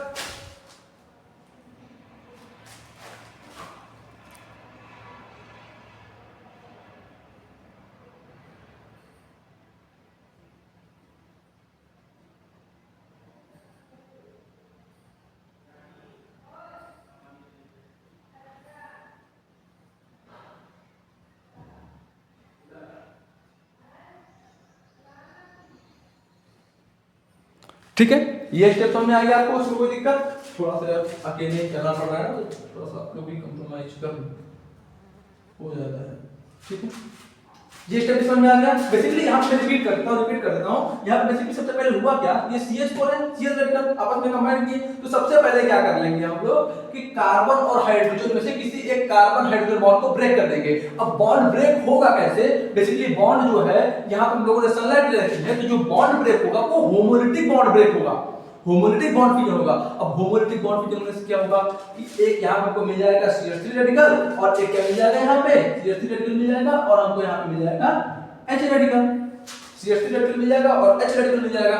तो इससे क्या फायदा होगा? इससे फायदा ये होगा कि जो Cl रेडिकल है हमारे पास, ये जो Cl रेडिकल है हमारे पास वो H रेडिकल के साथ जाके आपस में कंबाइन कर जाएगा। ये H रेडिकल के साथ जाके कंबाइन करके क्या बना लेगा? HCl बना लेगा। और CH3 रेडिकल तो किसी से कंबाइन किया नहीं तो एडिटिव रह जाएगा। अच्छा, अब तो सवाल ये है कि पहले HCl क्यों बन गया, CH3Cl क्यों नहीं बना? रीजन टू, जो हमारा H रेडिकल है ना, क्या हम लोग ये H रेडिकल को, क्या हम लोग ये जो H रेडिकल है, क्या हम लोग ये जो H रेडिकल है इसको हम लोग नेसेंट हाइड्रोजन नहीं बोल सकते क्या? यानी कि ये सिंगल हाइड्रोजन है। H रेडिकल जो है ना वो सिंगल हाइड्रोजन, यानी कि ऐसा हाइड्रोजन जिसके पास सिर्फ और सिर्फ एक इलेक्ट्रॉन है और सिंगल फॉर्म में एग्जिस्ट कर रहा है, मतलब ये H2 के फॉर्म में नहीं है। और हमेशा इस पर ध्यान देना कि जो नेसेंट हाइड्रोजन होता है, जो नेसेंट हाइड्रोजन होता है ना, जो नेसेंट हाइड्रोजन होता है, ठीक है, या फिर जो H रेडिकल है बहुत भयंकर रिएक्टिव होता है, बहुत ज्यादा रिएक्टिव होता है। समझ में आ रहा है? तो वो इतना रिएक्टिव होता है कि CH3 के यहां पहुंचने से पहले ही जाके Cl के साथ अटैच हो जाता है और क्या बना लेता है HCl और CH3Cl। ठीक, यहाँ तक कोई दिक्कत नहीं। तो आप एक स्टेप भी लिख सकते हो यहाँ पे, यहाँ पे एक पॉइंट भी आप लिख सकते हो। पॉइंट क्या लिख सकते हो कि छोटा वाला रेडिकल पहले मॉलिक्यूल बनेगा। क्या लिख दूं मैं, छोटा वाला रेडिकल पहले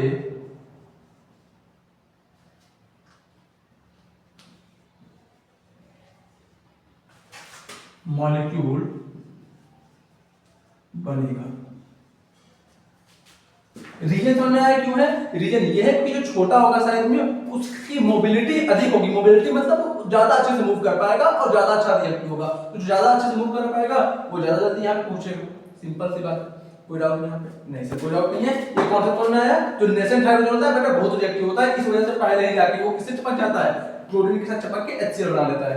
ठीक है, तो ये स्टेप क्लियर हो गया होंगे, लिख भी लिया होगा। अब क्या करता हूँ, इरेज करता हूँ। अब आगे चलते हैं, इरेज करके आगे चलते हैं। ठीक है, इरेज करता हूँ और आगे बढ़ता हूँ। ठीक, अब आगे देखो, आगे देखो। अब बचा क्या रह गया था? बचा रह गया था हमारा CH3 रेडिकल। ठीक, CH3 रेडिकल बचा रह गया था। तो जो हमारा Cl2 मॉलिक्यूल है वो फर्दर आएगा। अरे भाई आपको पता है कि हम लोग इतना सा Cl2 मॉलिक्यूल, अगर हम लोग इतना सा Cl2 मॉलिक्यूल डाले होंगे रिएक्शन के लिए, तो हमको पता है कि भाई एक मोल में Na एटम्स होते हैं, Na मॉलिक्यूल्स होते हैं। तो इतने इसमें कितने, बहुत पता नहीं कितने मोल्स होंगे और पता नहीं कितने मॉलिक्यूल्स होंगे उसके। समझ आ रहा है बात को? हाँ सर, समझ आ गया। तो हमारे पास बहुत सारे Cl2 प्रेजेंट हैं, हमारे पास Cl2 बहुत एक्सेप्ट प्रेजेंट है। तो हम लोग अब क्या करते हैं, आगे चलते हैं। ठीक है, हम लोग क्या करते हैं, आगे चलते हैं। समझ आ गया होगा। तो फर्दर क्या होगा, अब क्या होगा, प्रोपगेशन में क्या होता है, molecule plus radical, another molecule plus another radical. अब प्रोपगेशन का ये स्टेप, ये एक और है। प्रोपगेशन में पहले क्या बनता है, प्रोपगेशन में पहले HCl बना और CH3 रेडिकल बना। अब प्रोपगेशन जब खत्म नहीं हुआ, अभी एक स्टेप पे और आगे बढ़ेगा। अब वो उस स्टेप में कैसे आगे बढ़ेगा, ये जो Cl2 है वो फर्स्ट फिर से किसमें ब्रेक होगा, Cl रेडिकल में और Cl रेडिकल में। अब क्या होगा, ये जो CH3 रेडिकल है वह इस Cl रेडिकल के साथ कंबाइन करेगा और क्या बना लेगा, CH3Cl प्लस अब Cl रेडिकल। ठीक, अब हो गया प्रोपगेशन स्टेप खत्म। अब प्रोपगेशन स्टेप भी खत्म हो गया। अब जो लास्ट स्टेप बचा रिएक्शन का, जो लास्ट स्टेप बचा वो स्टेप कौन सा हो गया, बचा है टर्मिनेशन स्टेप। कौन सा स्टेप बचा है लास्ट में, अब बचा है टर्मिनेशन स्टेप। ठीक है, तो अब अगला स्टेप क्या आता है, टर्मिनेशन स्टेप।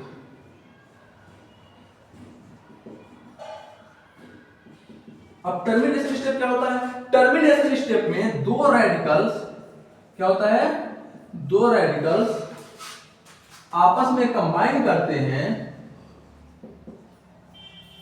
और क्या बना लेते हैं, मॉलिक्यूल बना देते हैं, है ना। तो यहाँ कौन कौन से रेडिकल थे, Cl रेडिकल प्लस अब Cl रेडिकल। ये दोनों रेडिकल आपस में कंबाइन करेंगे और क्या बना देंगे, Cl2 बना देंगे। क्या बना देंगे, Cl2 बना देंगे। तो जल्दी से लिख लो इसको। समझ में आया, सारे स्टेप आपको समझ में आए, कोई दिक्कत इसमें?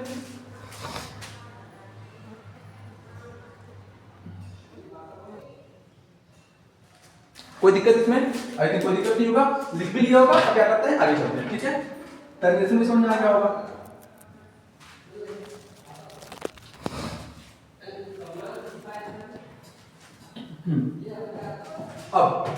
अब हम लोग क्या चाहिए, हम लोग ओवरऑल रिएक्शन चाहिए ना। एक काम करते हैं, हम लोग ऐड कर देते हैं। क्या कर देते हैं, ऐड ओवरऑल प्रोसेस। ठीक है, तो अब क्या करते हैं, पहला स्टेप क्या था, पहला स्टेप में हमको क्या देखने को मिला था, पहले स्टेप को देखने को मिला था कि जो हमारा क्या था, जो हमारा Cl2 था वो किसमें कन्वर्ट हो गया था, Cl रेडिकल प्लस अब Cl रेडिकल में, Cl radical plus Cl radical में। पहला स्टेप जो था उसमें जो हमारा Cl2 था वो Cl रेडिकल प्लस अब Cl रेडिकल में कन्वर्ट हुआ था। हाँ सर, दूसरे स्टेप में क्या हुआ था, तो दूसरे स्टेप में जो हमारा CH4 है प्लस आप Cl रेडिकल क्या बना लिए थे, CH3 रेडिकल प्लस आप HCl। हाँ सर, समझ गए। तीसरे स्टेप में क्या हुआ था, तीसरे स्टेप में जो हमारा CH3 रेडिकल था वह Cl2 के साथ कंबाइन किया था और क्या बना लिया था, बताओ क्या बना लिया था, बना लिया था CH3Cl प्लस आप प्लस ऑफ Cl रेडिकल के साथ। और जो चौथा स्टेप और लास्ट स्टेप था, इसमें क्या हुआ था, इसमें क्या हुआ था, जो हमारा Cl रेडिकल है वह दूसरे Cl रेडिकल के साथ कंबाइन किया था और क्या बना लिया था, Cl2 मॉलिक्यूल। करो सबको ऐड, सबको ऐड करो, सारे स्टेप्स को ऐड करो। देखो देखो ये Cl रेडिकल, ये Cl रेडिकल अपोजिट साइड में कट गए, हाँ सर कट गए, ठीक ठीक सर बिल्कुल ठीक। देखो CH3 रेडिकल कट गए, हाँ सर कट गए, ठीक बहुत अच्छी बात। अब ये Cl रेडिकल कट गया, ये सर बिल्कुल कट गया। ये Cl रेडिकल कट गया, ये सर बिल्कुल कट गया। ये Cl2 खत्म, ये सर खत्म। अब ओवरऑल रिएक्शन क्या लिखते हैं, Cl2 ओवरऑल रिएक्शन लिख रहा हूं यहां पे ना, है ना। Cl2 प्लस क्या बचा, CH4 क्या दे दिया हमको, क्या दे दिया, CH3Cl प्लस ऑफ HCl। समझ में आया। तो जो रिएक्शन होते हैं थ्रू रेडिकल्स वो तीन स्टेप में हमेशा होते हैं। पहला स्टेप क्या होता है, इनिशिएशन, दूसरा प्रोपेगेशन, तीसरा टर्मिनेशन। इनिशिएशन स्टेप कैसे करते हैं समझ में आ गया होगा, प्रोपेगेशन क्या होता है वो भी समझ में आ गया होगा, अब टर्मिनेशन क्या होता है वो भी आपको अच्छे से समझ में आ गया होगा। और हम लोगों ने क्या देखा कि जब हम लोगों ने तीनों स्टेप को ऐड कर दिया, जब हम लोगों ने क्या कर दिया, तीनों स्टेप को ऐड कर दिया तो हमको क्या मिल गया, ओवरऑल रिएक्शन मिल गया। क्या मिल गया हमको, ओवरऑल रिएक्शन मिल गया। तो ये कॉन्सेप्ट, ये टॉपिक अच्छे से समझ में आ गया। इसमें कोई समस्या नहीं कि रेडिकल मैकेनिज्म के थ्रू अब आप रिएक्शन कर सकते हो, हाँ या ना, आसान था भाई, कर लोगे, समझ में आ गया, मान के चल रहा हूं समझ में आ गया। लेकिन अगर नहीं आया होगा, कुछ भी डाउट होगा, एक सिंगल डाउट, तो पक्का पूछना, मैं रिप्लाई करूंगा, मैं पक्का बताऊंगा, ठीक है। तो ध्यान से पढ़ो और हम लोग क्या करते हैं, जल्दी से इसको लिख लो, फिर हम लोग आगे नेक्स्ट टॉपिक पे चलते हैं, ठीक है। समझ गए आप लोग। तो हम लोगों ने इन सारे स्टेप्स को देख लिया। मैं क्या करता हूं, इसको इरेज कर रहा हूं, ठीक है। हम लोग क्या करते हैं, इसको इरेज कर रहा हूं, ठीक है।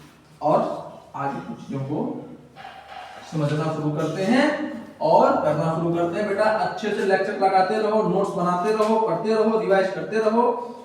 मैं फिर से बोल रहा हूं, कल तो नहीं, परसों तक 2 दिन के अंदर हम लोग बहुत बड़े बड़े और अच्छे क्वेश्चन करना शुरू करेंगे, डिफरेंट यूनिवर्सिटीज के और डिफरेंट कॉम्पिटिशंस के। समझ आ रहा है। तो कोई क्वेश्चन नहीं छोड़ेंगे, हम लोग सारे क्वेश्चन अटेम्प्ट करेंगे। इस सब चीजों का आपको बेनिफिट पता चलेगा 2 से 3 दिन के अंदर। लेकिन पेशेंस के साथ उसके लिए रिवीजन करते रहो, रिवीजन बहुत जरूरी है। रिवीजन नहीं करोगे, क्वेश्चन प्रैक्टिस नहीं करोगे, सेल्फ स्टडी नहीं करोगे, कोई मतलब नहीं है पढ़ने का। मेरे से पढ़ो, किसी से पढ़ो, कहीं से भी कर लो, कुछ मतलब नहीं निकलेगा। सेल्फ स्टडी करनी ही पड़ेगी, रिवीजन खूब करना पड़ेगा। सबसे बड़ी प्रॉब्लम पता है क्या होती है, प्रॉब्लम ये होती है ना, प्रॉब्लम ये आती है कि जब आप 11th 12th पूरा अपना कंप्लीट कर लोगे, डिटेल में पढ़ लोगे, तो एक चैप्टर में ही आपको बहुत सारे फॉर्मूले मिल जाएंगे। आप समझो कि इतने सारे चैप्टर्स, आप 11th के पूरे चैप्टर्स मैथ्स के, 11th के पूरे चैप्टर फिजिक्स के, 11th के पूरे चैप्टर केमिस्ट्री के, 11th के पूरे चैप्टर्स बायो के, जो आप लोग सब पढ़ लोगे तो उसमें कितनी सारी चीजें होती हैं। प्रॉब्लम ये होता है ना कि जब बच्चा एग्जामिनेशन हॉल में बैठता है, जब एग्जाम में जाकर बैठता है, कंपटीशन दे रहा होता है, उसके दिमाग में फॉर्मूले ही नहीं आ रहे, उसको याद ही नहीं होता कि यहाँ पे कॉन्सेप्ट कौन सा लगाना है, रीजन क्या है, रिवीजन क्या ही नहीं। एक तरफ से पढ़ता गया, पढ़ा तो सब है, लेकिन पीछे से भूलता भी चला गया। समझ पा रहे हो क्या कहना चाह रहा हूँ। तो रिवीजन बहुत इंपॉर्टेंट है। मतलब मुझे पर्सनली ऐसा लगता है कि वो बंदा ज्यादा बेटर है जो पढ़ा ही ना हो। मेरे को तो बहुत बेकार लगते हैं जो पढ़े हुए होते हैं, उसके बाद जाके सब भूल जाते हैं, फिर बोलते हैं कि वो बंदा अच्छे से पढ़ाया नहीं, या फिर उसकी गलती है। ये तो खत्म है, इनके जिंदगी में कुछ नहीं होना। समझ पा रहे बात को। तो सबसे इंपॉर्टेंट क्या है, सबसे इंपॉर्टेंट ये है कि रिवीजन आप जितना कर सको आपके लिए उतना बेटर है। 3 क्वेश्चन 4 क्वेश्चन कम लगाओ, बच सकते हो। रिवीजन नहीं किया हो, नहीं बच सकते। एक एग्जांपल समझा देता हूं, ये लास्ट बात होगी, फिर पढ़ाना शुरू कर दूंगा। एग्जांपल क्या है कि सपोज करो आप पेपर देने गए, ठीक है, पेपर आसान बन गया, पेपर आसान बन गया। 2 टाइप के बच्चे थे। एक बच्चा जो रिवीजन किया था लेकिन उतना क्वेश्चन प्रैक्टिस नहीं कर पाया था, उसको थ्योरेटिकल कॉन्सेप्ट पूरे याद थे, क्वेश्चन प्रैक्टिस उतने ठीक नहीं कर पाया था, पेपर आसान बन गया। वो क्या कर लेगा, जो आसान पेपर के कॉन्सेप्चुअल क्वेश्चन होंगे, थ्योरेटिकल क्वेश्चन होंगे, वो सारे कराएगा, वो सारे कराएगा। और दूसरा बच्चा क्या था जो रिवीजन नहीं किया था, उसने 10 चैप्टर, उसने 5 चैप्टर पढ़े, बहुत क्वेश्चन प्रैक्टिस किया, बाकी नहीं किया, पढ़ा ही नहीं। अब पढ़ा, उसका रिवीजन नहीं किया, उसको आसान लग रहा था। उसके साथ क्या प्रॉब्लम होगी, उसके साथ प्रॉब्लम ये होगी कि वहां उसको थ्योरी नहीं याद आ रही होगी, वो थ्योरेटिकल क्वेश्चन छोड़ के आएगा। तो पहले बात करो, जो कहते हो ना कि लक किस्मत साथ दे दी, किस्मत ऐसे साथ देती है। उस बंदे ने पूरा रिवीजन कर रखा था, थ्योरेटिकल क्वेश्चंस आए उसने बाजी मार ली, और दूसरा बंदा क्या था, उसने प्रॉपर रिवीजन नहीं किया था। तो प्रॉपर रिवीजन नहीं करने से क्या हो गया, उससे न्यूमेरिकल आता तो न्यूमेरिकल भी ना बनता, या फिर डिफिकल्ट क्वेश्चन आता तो वो भी ना बनता, और थ्योरेटिकल क्वेश्चन आसान आ गया तो वो भी नहीं बना। क्यों, उसको कॉन्सेप्ट ही नहीं पता। समझ पा रहे बात को? तो हमेशा ये बात ध्यान देना कि रिवीजन बहुत जरूरी है, रिवीजन बहुत जरूरी है, क्योंकि अगर पेपर आसान आ जाता है ना तो वहाँ पे मार्क्स केवल आपका रिवीजन दिलवाता है, वहाँ पे मार्क्स कौन दिलवाता है, सिर्फ और सिर्फ रिवीजन दिलवाता है।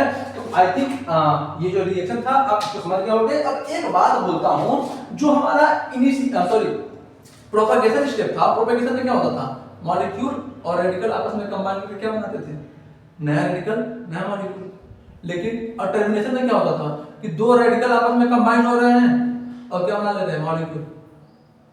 सुन रहे हो? तो क्या मैं ये बात बोल दूं कि जो हमारे इनिशिएशन होता है, जो हमारा प्रोपेगेशन होता है एंड टर्मिनेशन जो होता है are opposite to each other, है ना। यानी कि प्रोपेगेशन स्टेप और इनिशिएशन स्टेप आपस में बिल्कुल अपोजिट है। रीजन क्या है, रीजन देखो ना, यहाँ पे क्या हुआ था, CH4 plus Cl radical, radical plus molecule मिलकर क्या बना लिया था, CH3 रेडिकल प्लस HCl, है ना। समझ में आया? दूसरा केस क्या था, CH3 रेडिकल प्लस Cl2 क्या बना लिया था, CH3 क्या बन गया था यहाँ पे, CH3Cl प्लस Cl रेडिकल। हाँ सर समझ गया बात को। टर्मिनेशन में क्या होता था, ये जो Cl रेडिकल बना प्लस दूसरा Cl रेडिकल क्या बना लिया, Cl2। क्या ये दोनों प्रोसेस बिल्कुल अपोजिट नहीं, यहाँ पे कहीं ना कहीं एक रेडिकल बन रहा है और यहाँ पे वही रेडिकल मॉलिक्यूल बन जा रहा है। यहाँ पे एक रेडिकल बन रहा है और इस स्टेप में वही रेडिकल मॉलिक्यूल बन जा रहा है टर्मिनेशन में। कई बार क्लियर है कि जो इनिशिएशन स्टेप होते हैं और जो टर्मिनेशन स्टेप होते हैं बिल्कुल क्या होते हैं, एक दूसरे के अपोजिट होते हैं, दूसरे क्या होते हैं, बिल्कुल अपोजिट होते हैं। समझ में आ गया बात? कोई डाउट? मतलब कोई डाउट नहीं। अब अगली बात ये है कि जो हमारा टर्मिनेशन होता है वो दो टाइप के होते हैं ना। टर्मिनेशन स्किल कितने टाइप के होते हैं, दो टाइप के होते हैं। एक होता है कॉम्बिनेशन,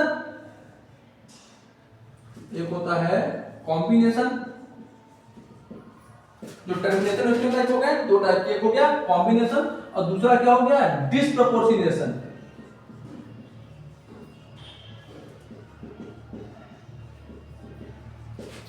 ठीक है, पहला क्या हो गया कॉम्बिनेशन और दूसरा क्या हो गया डिस्प्रोपोर्शनेशन। ठीक है, तो कॉम्बिनेशन में बेसिकली क्या होता है, कॉम्बिनेशन बेसिकली क्या होता है कि दो रेडिकल जो होते हैं डायरेक्टली आपस में कंबाइन करते हैं, दो रेडिकल्स होते हैं डायरेक्टली आपस में कंबाइन करते हैं, दो रेडिकल डायरेक्टली आपस में कंबाइन करते हैं और क्या बना लेते हैं, इसको मैं 2R लिखूं या फिर इसको मैं ऐसे लिखूं, मॉलिक्यूल बना लेते हैं। क्या बना लेते हैं, मॉलिक्यूल बना लेते हैं। लेकिन डिस्प्रपोर्शनेशन में थोड़ा डिफरेंस होता है। डिस्प्रपोर्शनेशन में क्या होता है, डिस्प्रपोर्शनेशन में होता है कि जो हमारा अल्काइल रेडिकल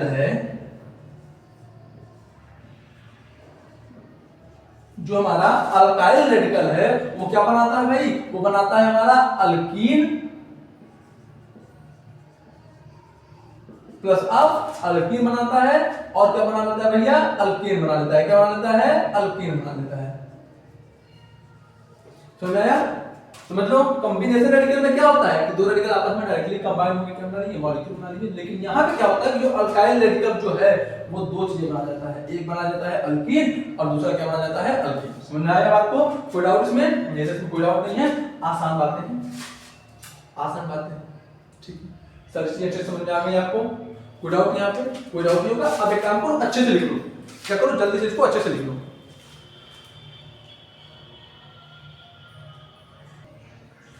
बताओ, लिख लिया, हो गया, मिटाऊं, आगे बढ़ूं? चलो आगे बढ़ते हैं, चलो भाई आगे बढ़ते हैं और अच्छे से समझते हैं। ठीक, सबसे पहले देख लेते हैं कॉम्बिनेशन ऑफ रेडिकल्स। इस पे देख लेते हैं कॉम्बिनेशन। प्रोपगेशन के दो टर्मिनेशन के दो स्टेप थे ना, एक डिस्प्रोपोर्शनेशन एक कॉम्बिनेशन। सबसे पहले क्या पढ़ लेते हैं कॉम्बिनेशन।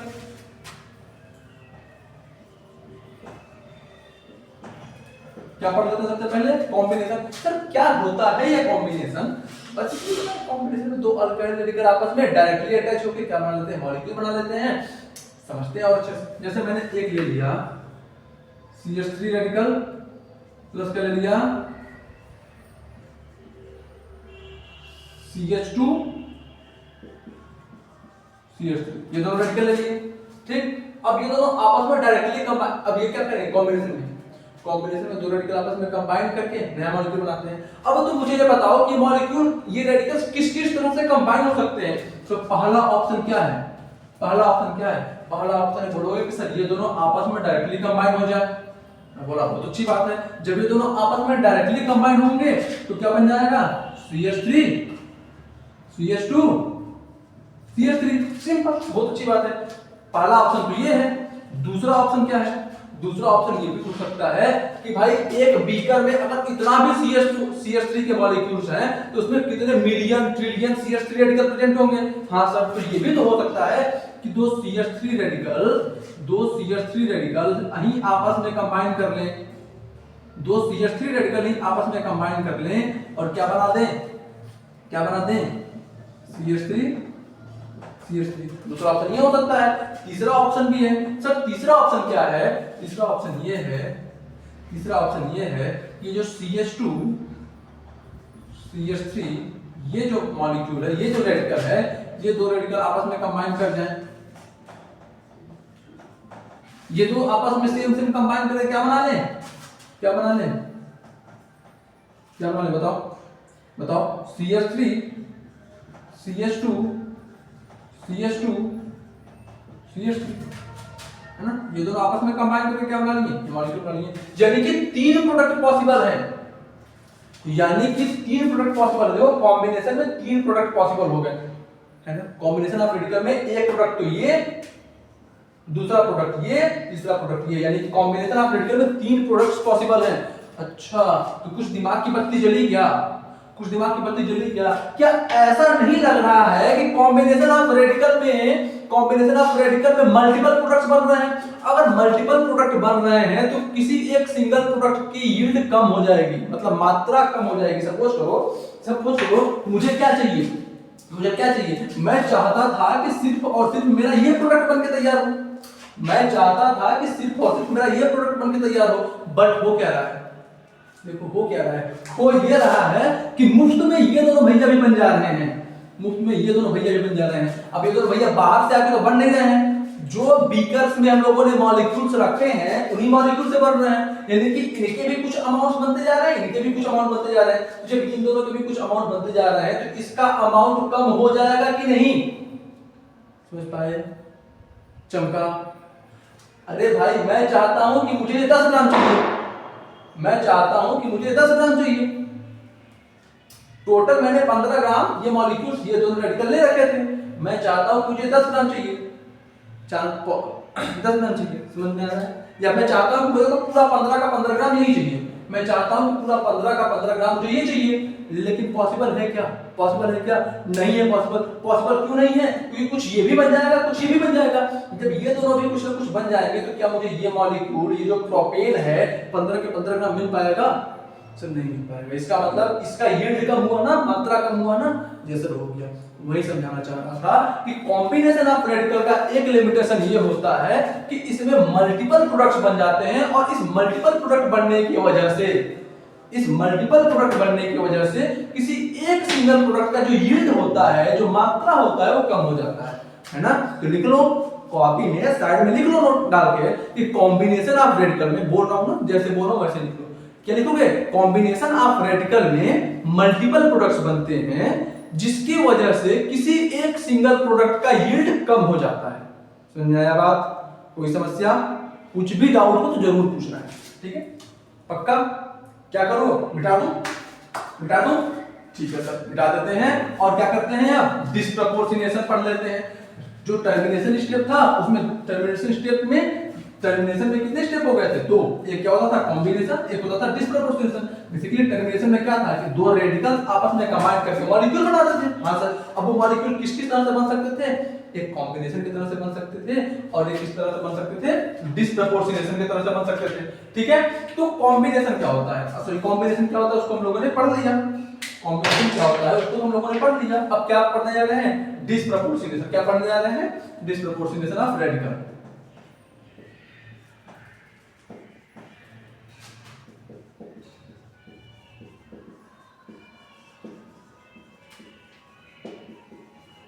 ठीक है? डिस्प्रपोर्शनेशन मैंने क्या बताया था? डिस्प्रपोर्शनेशन मैंने क्या बताया था? इसमें क्या होता है बेसिकली जो हमारा अल्काइल रेडिकल होता है,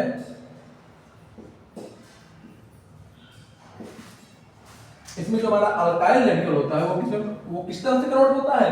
वह कन्वर्ट हो जाता है इसमें अल्केन में। अल्काइल इसमें हमारा अल्काइल रेडिकल है वो किसमें कन्वर्ट हो जाएगा? अल्केन में प्लस ऑफ अल्कीन। इसमें किसमें कन्वर्ट हो जाएगा? अल्केन में प्लस ऑफ अल्कीन। ठीक है? ठीक है? अब क्या करते हैं? आगे करना शुरू करते हैं। जैसे एग्जांपल ले लेता हूं मैं CH3 CH2 रेडिकल। ठीक है? अब अगर डिस्प्रोपोर्शनेशन रिएक्शन के थ्रू अगर टर्मिनेशन स्टेप हो रहा है तो यहाँ पे क्या क्या पॉसिबिलिटी है? पहला पॉसिबिलिटी क्या है? पहला पॉसिबिलिटी ये है कि अल्केन बन जाए। अल्केन कैसे बन जाएगा? CH3 और अल्केन और अल्कीन दोनों बन जाते हैं। अल्कीन कैसे बन जाएगा? CH2 डबल बॉन्ड CH2, है ना? इस तरह से बन जाएगा। ठीक है? क्या करते हैं अब इसका मैकेनिज्म देख लेते हैं कि सर ये हुआ कैसे। मैकेनिज्म देख लेते हैं। ठीक है? समझते हैं सर मैकेनिज्म बहुत आसान है, कोई रॉकेट साइंस नहीं है। क्या है? सबसे पहले क्या है? अरे सपोज ये करो ये सपोज करो कि ये कंटेनर जिसमें हम लोग रिएक्शन करा रहे हैं, बाहर से सनलाइट यूवी रेज उसको मिलती ही जा रही है, हाँ तो कोई डाउट नहीं है। इसमें अगर ये आपके CH3 के मैंने इतने से भी अगर मैंने CH3 के इतने से भी मॉलिक्यूल डाल दिए हैं तो आपको पता है इसमें पता नहीं कितने मोल्स होंगे, मिलियन ट्रिलियन मोल्स प्रेजेंट होंगे इतने मॉलिक्यूल में। समझ आ रहा है? और एक मोल में 6.023 × 10⁻23 मॉलिक्यूल्स होते थे ना एक मोल में। तो इतने में पता नहीं कितने मोल्स हैं, मिलियन ट्रिलियन मोल्स हैं, तो मिलियन ट्रिलियन कितने तो मैं बोल भी नहीं पाऊंगा कितने मॉलिक्यूल्स प्रेजेंट होंगे इस रेडिकल्स के। समझ पा रहे बात को? हाँ सर। तो यहाँ पे कोई डाउट नहीं है ना? नहीं सर कोई डाउट नहीं है। तो यहाँ पे बेसिकली क्या होगा कि दो मॉलिक्यूल आपस में कुछ इस तरह से कंबाइन करेंगे। CH3 CH2 रेडिकल है ना, दो मॉलिक्यूल कुछ इस तरह से कंबाइन करेंगे। ऐसे कर लेता हूं मैं इसको H CH2 इस तरह से लिख लिया और CH2 रेडिकल लिख लिया। इसमें कोई डाउट? No sir. अब बाहर से हीट तो मिलती ही जा रही है तो जिसकी वजह से इस बॉन्ड को होमोलिटिकली ब्रेक कर दो। तो यहां क्या हो गया? H रेडिकल बन गया। अब ये H रेडिकल और ये H रेडिकल आपस में कंबाइन हो गए तो मॉलिक्यूल में क्या बन गया? जब ये दोनों आपस में कंबाइन होंगे तो क्या बन जाएगा? CH3 समझ में आया? जब ये दोनों आपस में कंबाइन हो जाएंगे तो क्या बन जाएगा? CH3 बचा क्या? अब इसके पास भी अब जब यहाँ पे रेडिकल का फॉर्मेशन हुआ तो यहाँ पे भी CH2 रेडिकल ये हो गया ना? हाँ सर। अब ये दोनों रेडिकल आपस में कंबाइन कर लेंगे और क्या बनेंगे? अल्कीन बना लेंगे। समझ में आया बात? CH2 double bond CH2। ठीक है? ये प्रोसेस कैसे हुआ? समझ में आया? हाँ सर।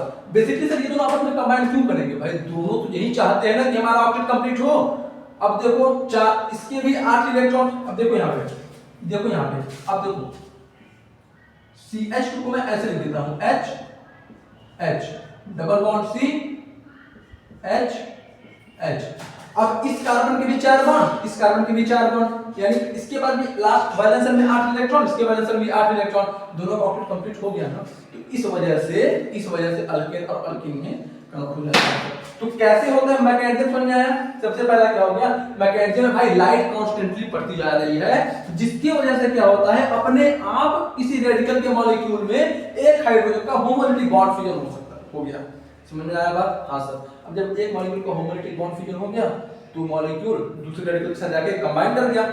जो एटम का बॉन्ड फ्यूजन हुआ तो यहाँ जो हाइड्रोजन जो हाइड्रोजन रेडिकल बना वो दूसरे वाले एक से जाके कंबाइन कर गया और ये दोनों आपस में ही कंबाइन कर लिए और ये ग्रुप बन गए। समझ में आ गया बात? ठीक है, देख लो अच्छे से। कोई डाउट इसमें? कोई डाउट नहीं होगा, होगा तो पूछ लेना। आसान सी बात है, समझ में आया? समझ में आया आपको? आसान सी बात है। आई थिंक आपको ये बातें भी समझ में आ गई होगी।